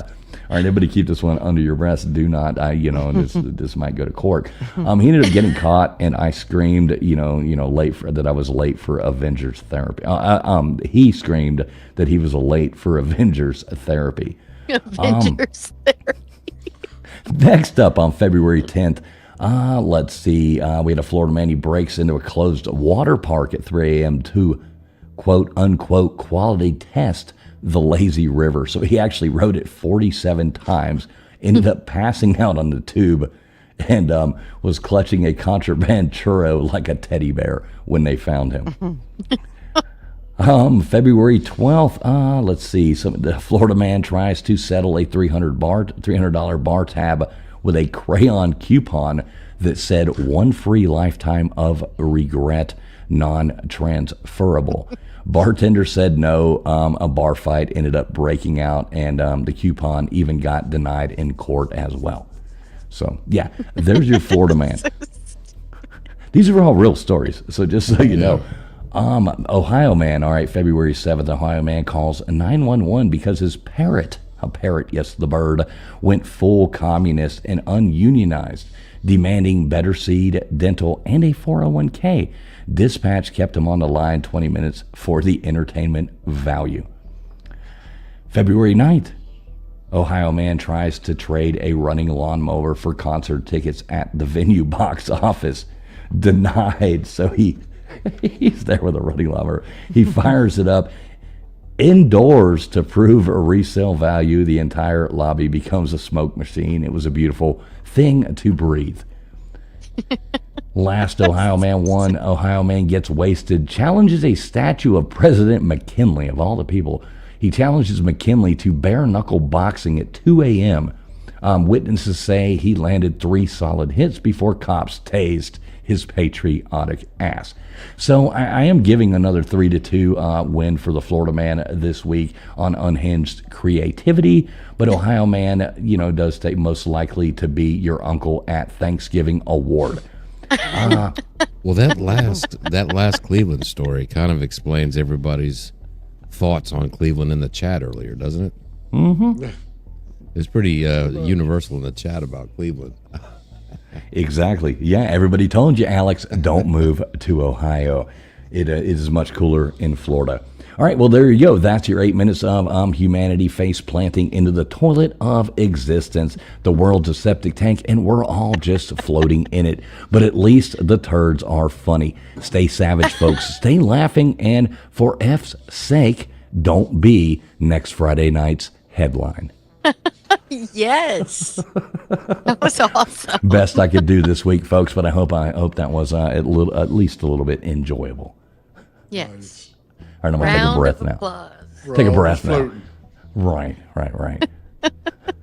Gigi says she ain't got nothing for us. LW, you don't have anything for us either this week on as far as that goes? Well, we had technical difficulties over here. That's the reason I was late to the pre-show. My computer crashed, and I had it all open in a tab that I worked on today, and I don't remember most of it. So that's a long way of saying the dog ate my homework. You know, one time my little brother actually did eat my homework. Shut up. No, I swear to God, it was one of the funniest things in the world. My little brother actually did eat my homework one time, and I actually went to the school and the nuns beat you for it, didn't they? No. But it was funny. My little brother actually did eat my homework one time. So, good for him. I hope he learned something. Was it just for funsies, or did y'all feed him? I mean, he was little. Like in I said. pieces, or did he just take He the just whole? chewed on it, just chewed on the paper and basically ate my homework. Yeah, it was pretty bad. He Thank you, probably Big had Dog, one question done. He's like, my Right. brother ate my homework. He probably handed it to him.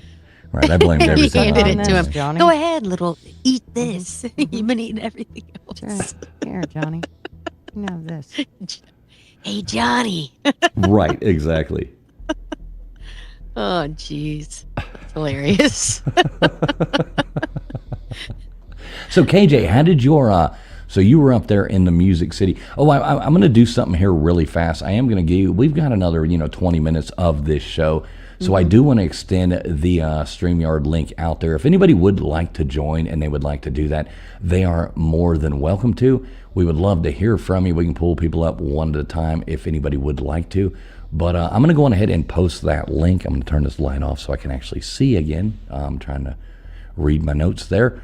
But I am going to post this link into the chat here. Gunner's old man, if you would like to do that as well, you are more than welcome to. But if anybody would like to call in, tell us their thoughts, we would love to hear from you. Hey, Johnny's in the chat again. He came back. Johnny said, did he poop it out? Well, he didn't actually swallow. I don't know, Johnny. You're the one that ate it. Yeah, there. You tell us. Wait, Johnny. Johnny. Was it Always good to see Johnny in here.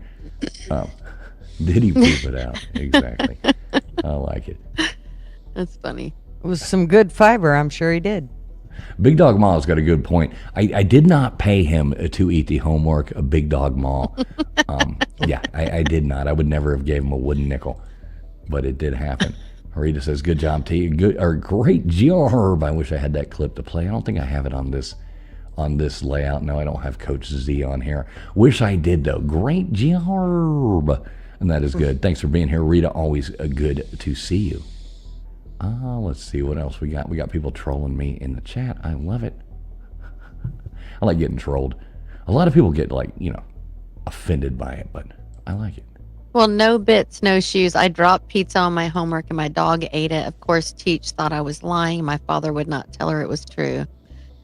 I could easily see that happening. My dogs would.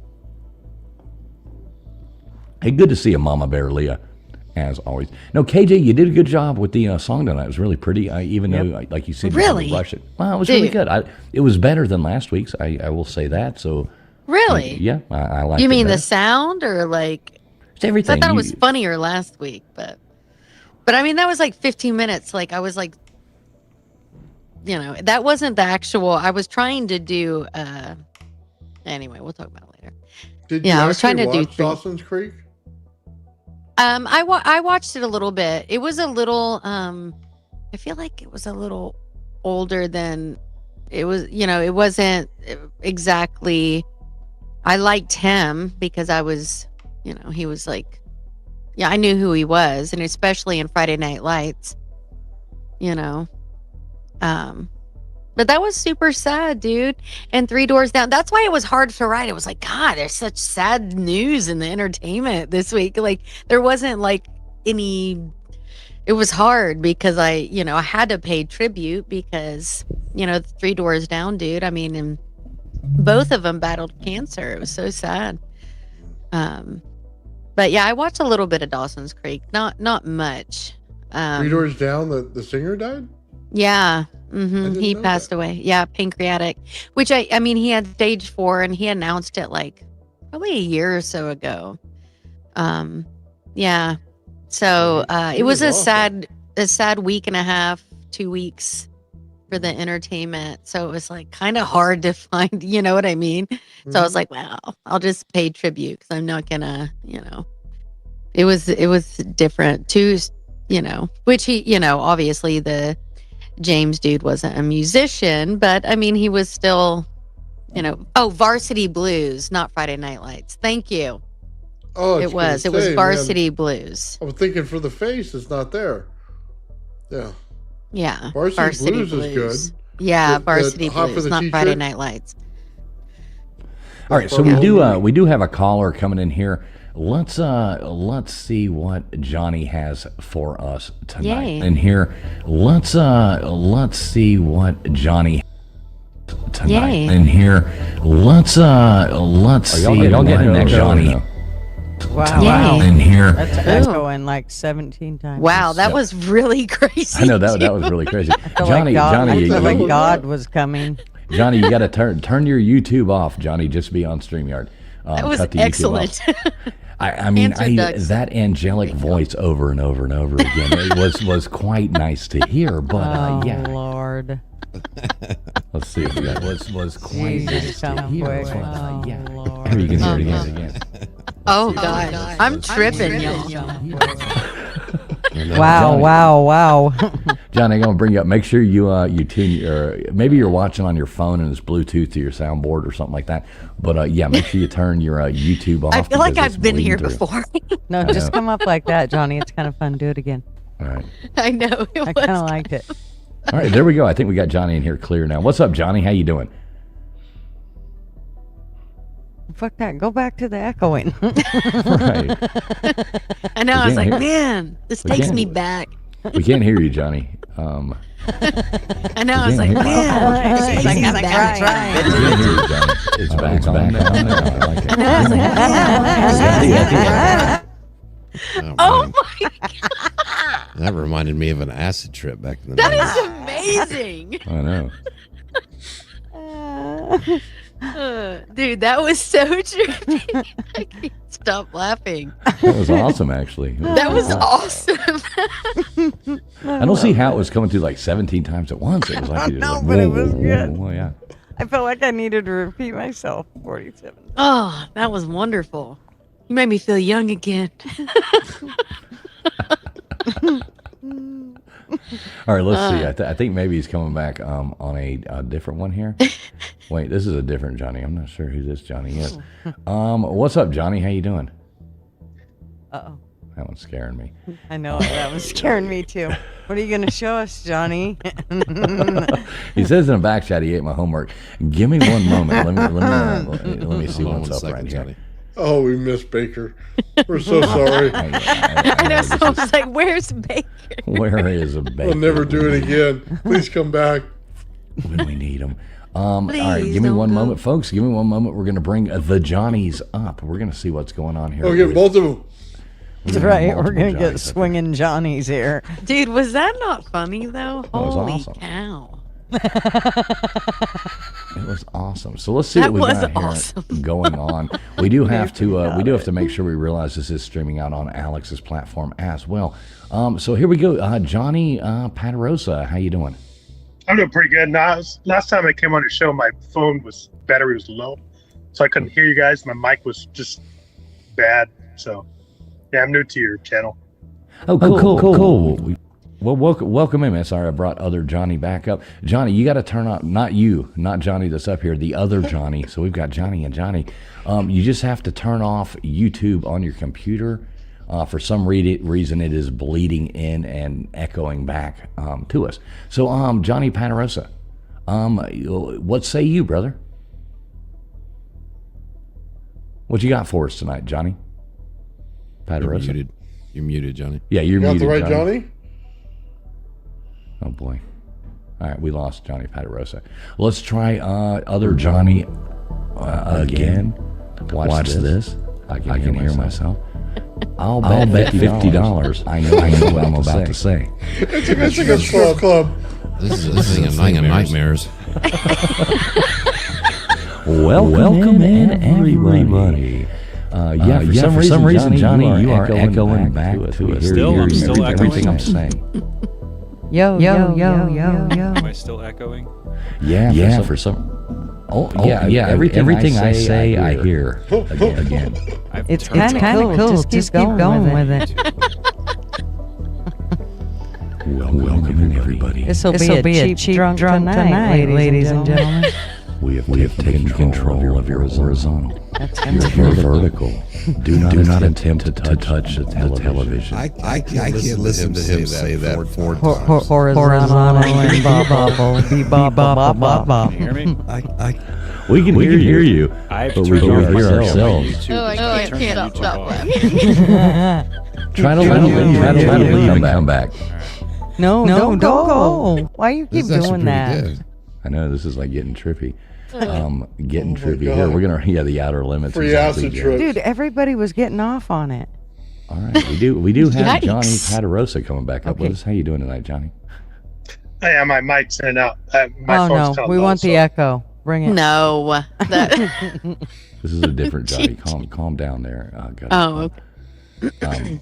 All There's right, so two Johnnies? That's random. two Johnnies. Yeah, we got. I know Johnny. So what do you That got is for so us tonight, weird. there, Johnny? Patarosa. I guess I'm saying that right, Patarosa. Peter Rosa. Close enough, though. Peter Rosa. All right, cool. So what do you got for us tonight? Nothing much. I mean, I'm just going off of what you guys are saying about they eat your homework, because I used to milk goats, so they used to eat my homework all the time. So.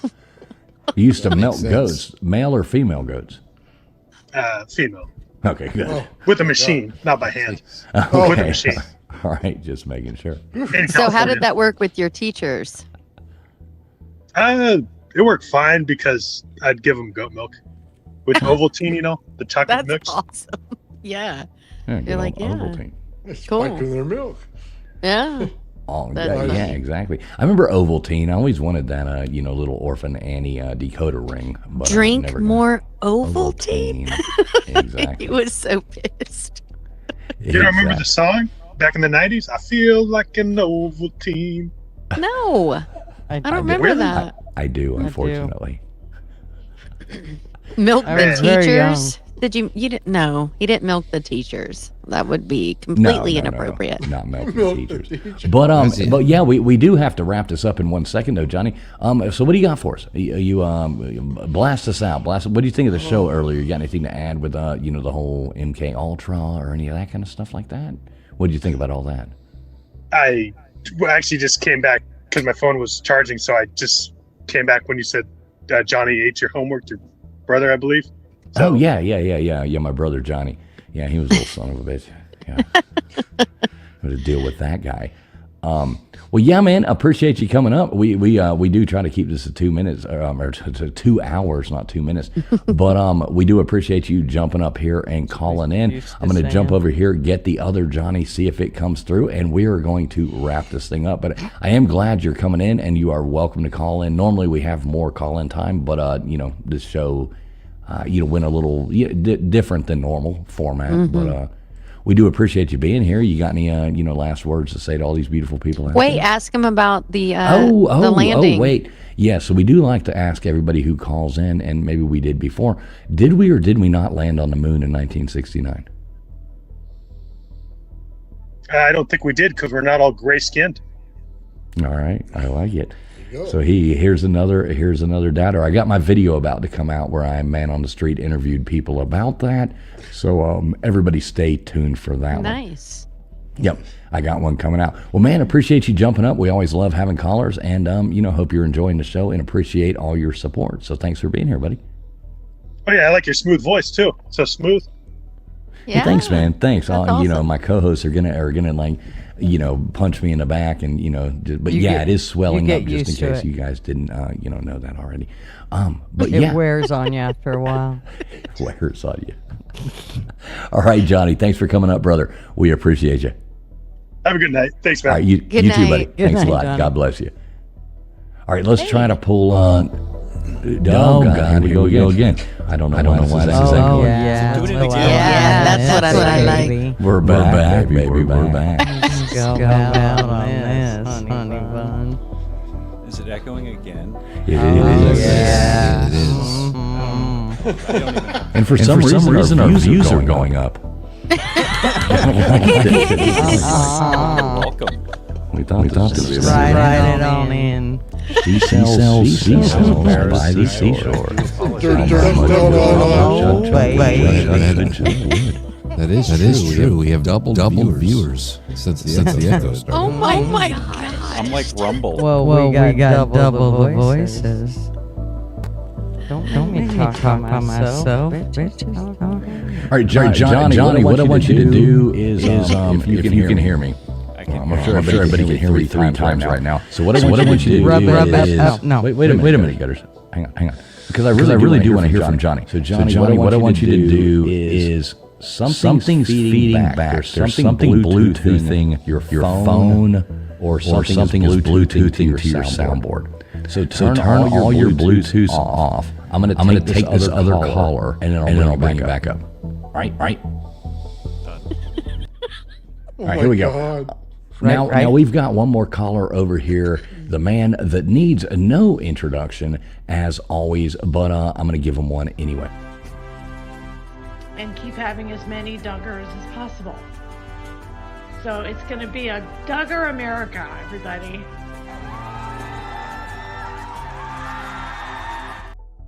How we doing tonight there, Mr. Duggar Fishing? Hey, good evening, everybody. I just wanted to mention, y'all thought I was the king of the reverb. Oh my God. That was freaking me out, man. I've smoked too much pot to hear that much shit, That was like... That is so funny. Yeah, that was pretty crazy going in. Hopefully, it is a Bluetooth issue, though. What's happening is somehow or another, a YouTube from a phone or something like that is cycling through his soundboard, whatever he's using, and causing us to hear it again. I miss it. Yeah, well, stop it. Remember, we are, I think, let me just double check, but I do want to make sure we do have to, we are streaming on other people's channels as well. So I do want to make sure we do, not put out any content on somebody else's channel that they wouldn't want. You know what I mean? For sure. Yeah. Can't be ourselves anymore. Right. Tighten it up. Tighten it up. No echoes. Oh. All All right. Let me Anyway. make sure we always We'll have go to be down in respectful flames. of all our people. So what do you got for us tonight there, Mr. Duggar? How you doing? I know one thing. When your producer sees this kind of stuff, he's gonna have like He's going to have a conniption. He's gonna get a rash from it. I'm telling you. A rash. And, We're gonna get spanked.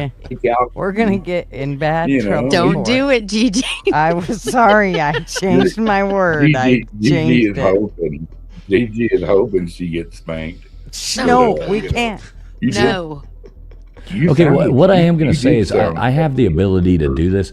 So anybody watching over on Statements by Alex, I do want to just go on ahead and end the stream over there just because I don't want content going out. She did a great show with us, and we really appreciate her coming over here.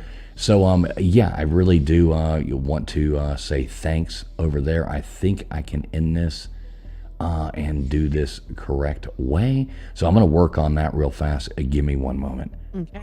If we all go away, good night. We love you all. What's up, Duggar? No, we're not all going I away, know, but I I just want to make sure. A post was created on YouTube for this. You're guessing by Alex. I can't do it. I'm sorry. She'll have Duggar, to do it. did you watch the game? The Super Bowl? The Super Bowl? If you had to bet, what do you think? I'm going to say no. I would venture to say your new wall poster of Bad Bunny just came in this week. Hell yeah. I don't even know who played still. Really? Careless. And comrade, was you taking a shot at me? It was the Texans and the Dolphins. The Dolphins won by 30. LW. Dan Marino only threw for 216 yards. As long as Marino got his, he came back, made that comeback and all,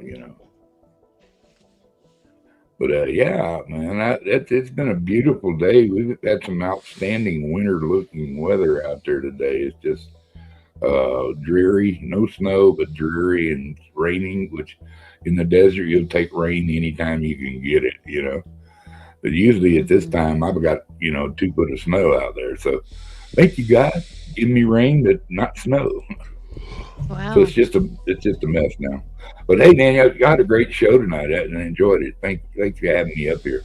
I just thanks for coming up, man. It was I always love having Alex up. She's a really great guest, and like I said, this is still streaming live on her channel as well. So let's be a little conscious of what we're saying here. Absolutely. Hey, calm down. You can't say bomb on an airplane. I'm just being nice. But yeah, she was. What do you think about all that MKUltra and stuff like that, Duggar?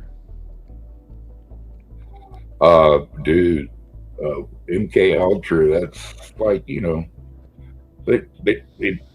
it just taking over young people's minds and running them in and doing ops and stuff. So, I mean, it's beyond me. I hope everybody has a good time with it, trying to figure out who the bad guys are. They're all confusing. And I think if you haven't noticed that the people that are like, I don't want to get really political, but the Democrat side, it always seems to be the culprits. It's oppression, but wanting to switch it back around and trying to keep up division in our country, and I don't understand that anymore. But to have our government come in and be part of the conspiracy, the known fact that they conspired against the American people, which some of the stuff that came out with the FBI and stuff was made with an affirmation that yes, this truly did happen. It's God, it makes you stop and wonder, man, who's your real friend in government? Or Lord only knows. I mean, it's hard to figure. I mean, they did a lot of crazy things that. The things that the government has done is crazy. You look back. Yeah, and she did mention a little bit about how, people who become, whether in the media or Hollywood or whatever, and you check their connections, kind of like their backstory. Not all of them, obviously, but they all kind of lead somewhere, that, their parents were in some government program, their grandparents or whatever, just seems really odd that, that it's a group happens that happens a lot, like what was it, the guy who shot Reagan, what is it, the Jodie Foster told him to do it, or he was in love with her or something like that. He did it to impress her because Jodie Foster didn't like Reagan. Yeah, and then you come to find out that guy, like, his parents were friends with the Bushes, and his parents go back to this and that with the government. It's just like, wow, this is all kind of weird. Yeah, all that stuff ties together, and he had to be another one of the people carrying the Catcher in the Rye, and he was, one of these copycat, offers, and yeah, it was pretty bad. There's a lot of it that just doesn't add up. When there is too many coincidences that all align, you really have to go, yeah. Too many coincidences make me wonder. Yeah, and all of that crazy stuff. She was talking about what they did to those kids, and then she was saying it's no wonder some of them had, substance problems and addictions and stuff. That's crazy stuff to rewire people's brains like that, Yeah, and it's scary. It's scary. So let's go on ahead. Duggar, you got anything else for us, brother? Hey, I just got, God is great. I'm too blessed to be stressed. It's a group of good people here. Y'all throw a thumbs up for them, and y'all take care of your little bitty selves, and I'm gonna go toodaloo. So good night, Duggar. I like Duggar. I want to see Duggar toodaloo in real life one day. I know. I love Mr. Duggar. Love you, Mr. Duggar. There you go. The man, the myth, the legend, Mr. Duggar Fishing. Y'all make sure you get over there and sub him up. Great friend of the show over there. We love Mr. Duggar over here. All right, let's see if we can bring Johnny back up again. Let's see. Hopefully, I've got my fingers crossed. I think it's going to work this time. Let's see what happens.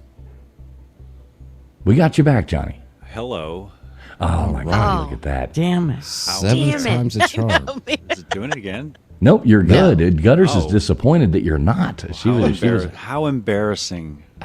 Whatever. No, it was I hilarious. liked it. I thought it was, I literally was missing it. Once you were gone, it was like, wait, that was kind of It added some spice. I have sweat coming off my forehead. I know that feeling, though. It's like, oh, no, how do I fix this? No, we've all been there, brother. We have all been there. If you do this long enough, everybody's going to be that person every now and then. So how you doing tonight there, Johnny, Utah? I had a whole list of things I was going to talk about MKUltra, and it's like now it's like I can't even show my face around here. Well, let's hear it. Let's hear what you had to talk about. We're all ears. We got you for about another. We'll stretch this show out another 10 minutes or so, if everybody's good with that. Let's hear what you got to talk about. When I think of MKUltra, there's a movie that comes to mind, and it's a movie with Charles Bronson called Telephone. Oh yeah, great movie. And it's about a rogue KGB agent who comes to America, unlocking the brains of a bunch of sleeper agents by using the telephone and reciting Robert Frost poems and sending them to kill their targets. And I have they became this way through rigorous training, and whatever it is that they do. And I think that's what they envisioned MKUltra to be in the drawing board phase. Before MKUltra was what it was something called Operation Artichoke, and Operation Artichoke was a plan to develop new ways of interrogation. One of those ways was pumping people full of drugs, like a lot of drugs. What kind? Mostly opium and LSD. Yeah, LSD. And a combination of the two. The subsequent program was MKUltra, where they decided they wanted to try to manipulate people into becoming assassins. And this was at the behest of Alan Dulles, who was the director of the CIA at the time. But the real brains behind the program was a guy called Dr. Gottlieb. And he was a mad scientist who was just pretty much just a sadist when you boil down the numbers. He was just pumping people full of drugs just to see what they would do. And ultimately the program was a failure. It produced no assassins, and it produced no reasonable or meaningful ways of interrogating people. But it's a fun fantasy to think about, really. But at the end of the day, it was a failed program. Yeah, that's pretty crazy, actually. What do you think about that, KJ? Oh, KJ's not there. Old man, somebody fill in. Come on. Somebody take it up. Yeah, I'll be right back. Give me 2 seconds. Alan Dulles, you mentioned that guy. I mean, he was fired by Kennedy for the Bay of Pigs, and then he was later in charge of the commission, right, to oversee his assassination. Funny how those things work out. Mm-hmm. Yeah. Well, they drugged a lot of people, man, with those programs, and then just unexpectedly, like people who actually worked for the government and stuff didn't know that was going on, and they were putting it in their food and everything else, and drugging them without their permission or knowing, and then they did it to cities. There's some towns out there that just got it put in the air. There's all kinds of weird stuff the government was doing, man. They were screwing with everybody without permission. Yeah. It's pretty wild to go back and actually kind of break down some of Kennedy's old speeches, and even before him, Eisenhower, especially his last speech. But they seem like two guys who kind of were trying to warn the people about, some shady stuff going on. Oh, yeah, and they probably got taken out for it. At least one of them did. Yeah. Yeah, because he wanted to, end the CIA, Kennedy, and take down the FBI or something, trying to clean out a lot of this stuff that's government. Yeah. Yeah, I think he said something to the effect he wanted to splinter the CIA into 1,000 pieces or something like that. And then there's a whole lot of people who he kind of pissed off about, what he wanted to do. Yeah, all at once too. You notice that? It pissed everybody off. Yeah, now, who are we talking about? I'm sorry, I just now rejoined. I had dogs scratching on the door. I had to walk them. Oh, he had mentioned Alan Dulles, and we started talking about that, and Kennedy, and I was just saying, like, if you break down some of the old speeches from Kennedy and before him Eisenhower, they were kind of trying to warn everybody that there's some shady stuff going on behind the scenes there. Well, yeah, you wonder why Kennedy just poof, gone. And all the relations there. We got to get that girl back on that came on here that one night talking about Kennedy. LW, we need to get that and make that happen. Yeah, I remember that. That was when you guys had that other show, right? Right, hey, that was a great show. Yeah, we need to bring back. I'll reach out to her and see if she wants to come back and talk about some of that Kennedy stuff. That girl, because she was borderline obsessed with it, but she knew a whole lot about it, which was really interesting. Yeah, it's so much. The conspiracies can go in like 9 different ways. It's not really just like one thing. It's pretty wild story. Yeah, it was a lot of fun. Johnny Utah, we still got you, right? Yeah, I'm here. Oh, okay, cool. Sorry, I had to step away for one moment. I had a dog scratching the door going, let me out. I'm like, oh my God, make it stop. So I'll let you guys get going here in a minute, but my bottom line was that MKUltra was a failed experiment, and the people behind it were monsters. Yes. The best way to describe Dr. Gottlieb was he's a mad scientist, and what he did to those people was horrible. Yeah, it's hard to think about. All those experiments they did with that, they just basically tortured people. It's scary. I did have a question, though, for you, Johnny. I know I was speaking with you the other day. You were talking about back to the AI thing. Well, what was that thing you were talking about where, I forget what it was and what you called it, but where the mind detected AI and felt a certain way. Oh, when you see something that's AI, well, at least right now, you kind of get that eerie feeling, that something's not right here. This is not quite. It looks like a person, it acts like a person, but it's not. Something's not right. It's either too cartoony, or the eyes are off, or he's got 6 fingers, or the leg's not quite where it's supposed to be. But there's always something that's detached from reality that lets you know that this is actually not a real person. And that's the uncanny valley effect. And it's just basically it's just a subconscious equation that your brain does that says, hey, that's not real. Yeah. Yeah, it's creepy. And I know what you're talking about. That when you mention that to me, I do know that, because you almost feel like it's almost like a dirty feeling or something when you feel that, and I don't like it. I'm not big into to that AI stuff.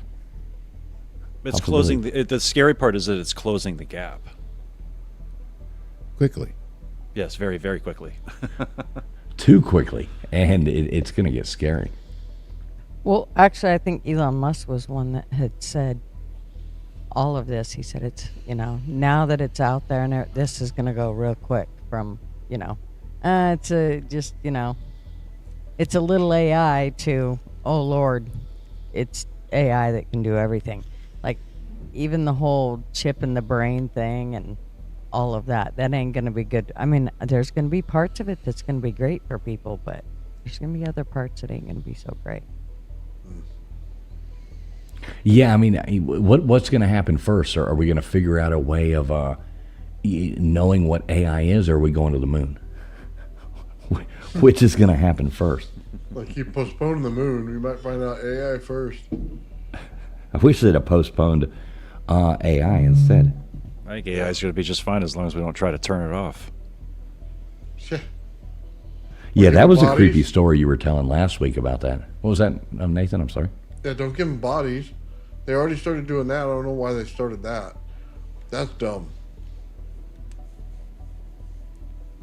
I mean, you just think Terminator, right? Like, as soon as they give him a body, like, oh, look, it jumps around, does all this, and it can knife you and shiv you and shoot you. Oh, thank you. I really wanted that. I already got a wife. I don't need that. That's funny. I already got a duck. Everybody needs another one, right? Yeah. Oh, can you imagine that? You piss off the AI when it's cooking? Oh, you'll never hear the end of it. You know what I mean? Can we get an AI version of Gutters? Yes, Hufferbilly Paul is requesting an AI version of Gutters Pub. I'm not sure what Hufferbilly Paul would do with that. That would be amazing. Y'all are all going to die. Oh my God, you know how many TikTok stories that's going to create? Oh, jeez. Push the wrong button. Yeah, we actually lost Gutters for a minute, but Gutters is back. Hufferbilly Paul is requesting an AI version of you. So, here's the AI. She just popped back up. Mhm. The AI Right? version. Yeah, but that's weird. There you go.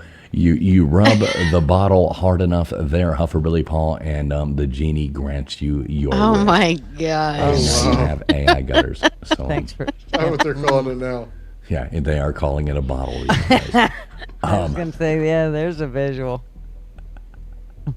Oh, shoot. All right, so I think we should probably wrap this up. I was looking to see if there was anybody we could forward, these people to. I'm not seeing a lot of people live right now other than us, which is kind of, if anybody in the chat knows anybody live right now, we could forward people over there. Let me know. What does Portland Andy have? Portland Andy's live in Nashville. Let's forward people over there. We like Portland Andy. Yeah, he's a good guy. We use his content sometimes, and he lets us do it. So that's super cool. He is live in Nashville right now. So give me one moment. Old Man Builds, while I do this, tell everybody hey, Johnny Utah, hang on for a minute. You don't have to run away. I'd like to talk to you in the back for just one moment anyway. So just hang out here with us. You got it. Yeah, so Old Man Builds, what you got coming up this week, brother? Well, this week I finished my Renegade Pulse motor, so that'll be done. I have a bunch of other stuff that's finishing up this week. I got a orange battery. So I took basically a clear box, put a top on it, made it look just like a battery, put dividers in it, and then I put a bunch of copper and zinc in there and pushed them together in orange slices like this. And then you fill it with orange juice inside, and it should make a battery that's actually usable. Really cool science stuff, man. This is what I do. But then I'm building a bunch of Tesla coils. I got a bunch of stuff printing out in the back, man. It's been a crazy week, I'll tell you that. It's just going to get worse next week. That's good. Yeah. Yeah, that sounds super cool. Yeah, busy's good. That sounds super cool. Yeah, I can't wait. Everybody do make sure. I know Nightbot's been dropping it over there. How do people find you? They just type in Old Man Builds, correct? That's right. That's where I am. All right. There we go. Everybody make sure you get over there. He's always doing fascinating stuff. He is our token mad scientist, and we love him to death. KJ, you got anything coming up for us this week? I do. I'll be dropping an original this week, so I'm excited about that. But that's it as far as right now. So, but I'm excited. So keep an eye out. Yeah. And please like and, go subscribe to my page if you haven't. That would be awesome. I'm going to try to be more active on YouTube. And, the gram is really my jam right now, but, which is at KATYJAE 13. Anyway. But yeah, that's what's up. Somebody in the chat just type in KJ. That would be awesome. I know Nightbot has been dropping it, but KJ, you do that or drop your own link. Somebody just type in the chat KJ, and Nightbot will drop your link. I know Old Man Builds has been getting dropped too. I've got Nightbot. Thank you, Nightbot, for all the hard work you are doing. But please sub up the people that are up here on the panel. Help support everybody. That's kind of why we do this show on Friday nights. Real quick, LW, you got anything coming up for us? Other than being in KJ's comments, asking her where's my song. I know. I'm going to be super Me busy. too. I'll be there too. No. I'm gonna be super busy all week, but we'll see you next Jesus, Friday. Jenny. Right here. All right, Gutters, what you got? I don't know. You'll just have to wait and see. It's a surprise for you as much for me. I love it. So, but before we go, I want to make sure. So all I have to do is put Portland Andy's channel in there and redirect it, right? And once I push save, it's redirecting it. Yes, ma'am. Yes, ma'am. Modern technology. We are redirecting you guys over there to a Portland Andy. He's a cool guy. He's live in Nashville. Check it out. Go in there and tell him we sent you. Tell him, you're coming from Gutters or you're coming from Traveling Fools. You're coming from wherever. Tell him you're coming from Abbinormal, the absolute best show on Friday night. So Gutters, you're doing your Tuesday night show or no this week? We don't know what's going on. It just depends. Like Okay, I said, cool. it'll be a surprise. Well, sub up Gutters. She's always worth a surprise. That being said, we really do want to thank everybody for coming in. We want to thank Alex, our wonderful guest that came in here. All her links are in the description of this video below. We will have her back on soon. I'm working on some really cool new guests coming up as well. We've got a few things in our back pockets we are going to bring out. But every Friday night right here, whether you're watching on Old Man Build, you're watching on Gutters Pub, you're watching on LW's, or you're over here on Traveling Fools, either way, it doesn't matter where you are. We appreciate each and every one of you being here. I will be doing trivia night Sunday. Make sure you tune in and be there. Lots of fun. 1, 2, 3, or 4 in the chat. It's always a good time, so make sure you get over there and check it out. Tell us goodbye in the chats. That is always nice for people to do. Let's see. We'll go out to something kind of cool here. We'll go out to something cool. We appreciate everybody being here. Please make sure you hit that thumbs up button. And God bless each and every one of you. Like I said, we appreciate, everybody who comes over here and hangs out with us. So have a great night, everybody. Thanks for being here. Good night. Good night.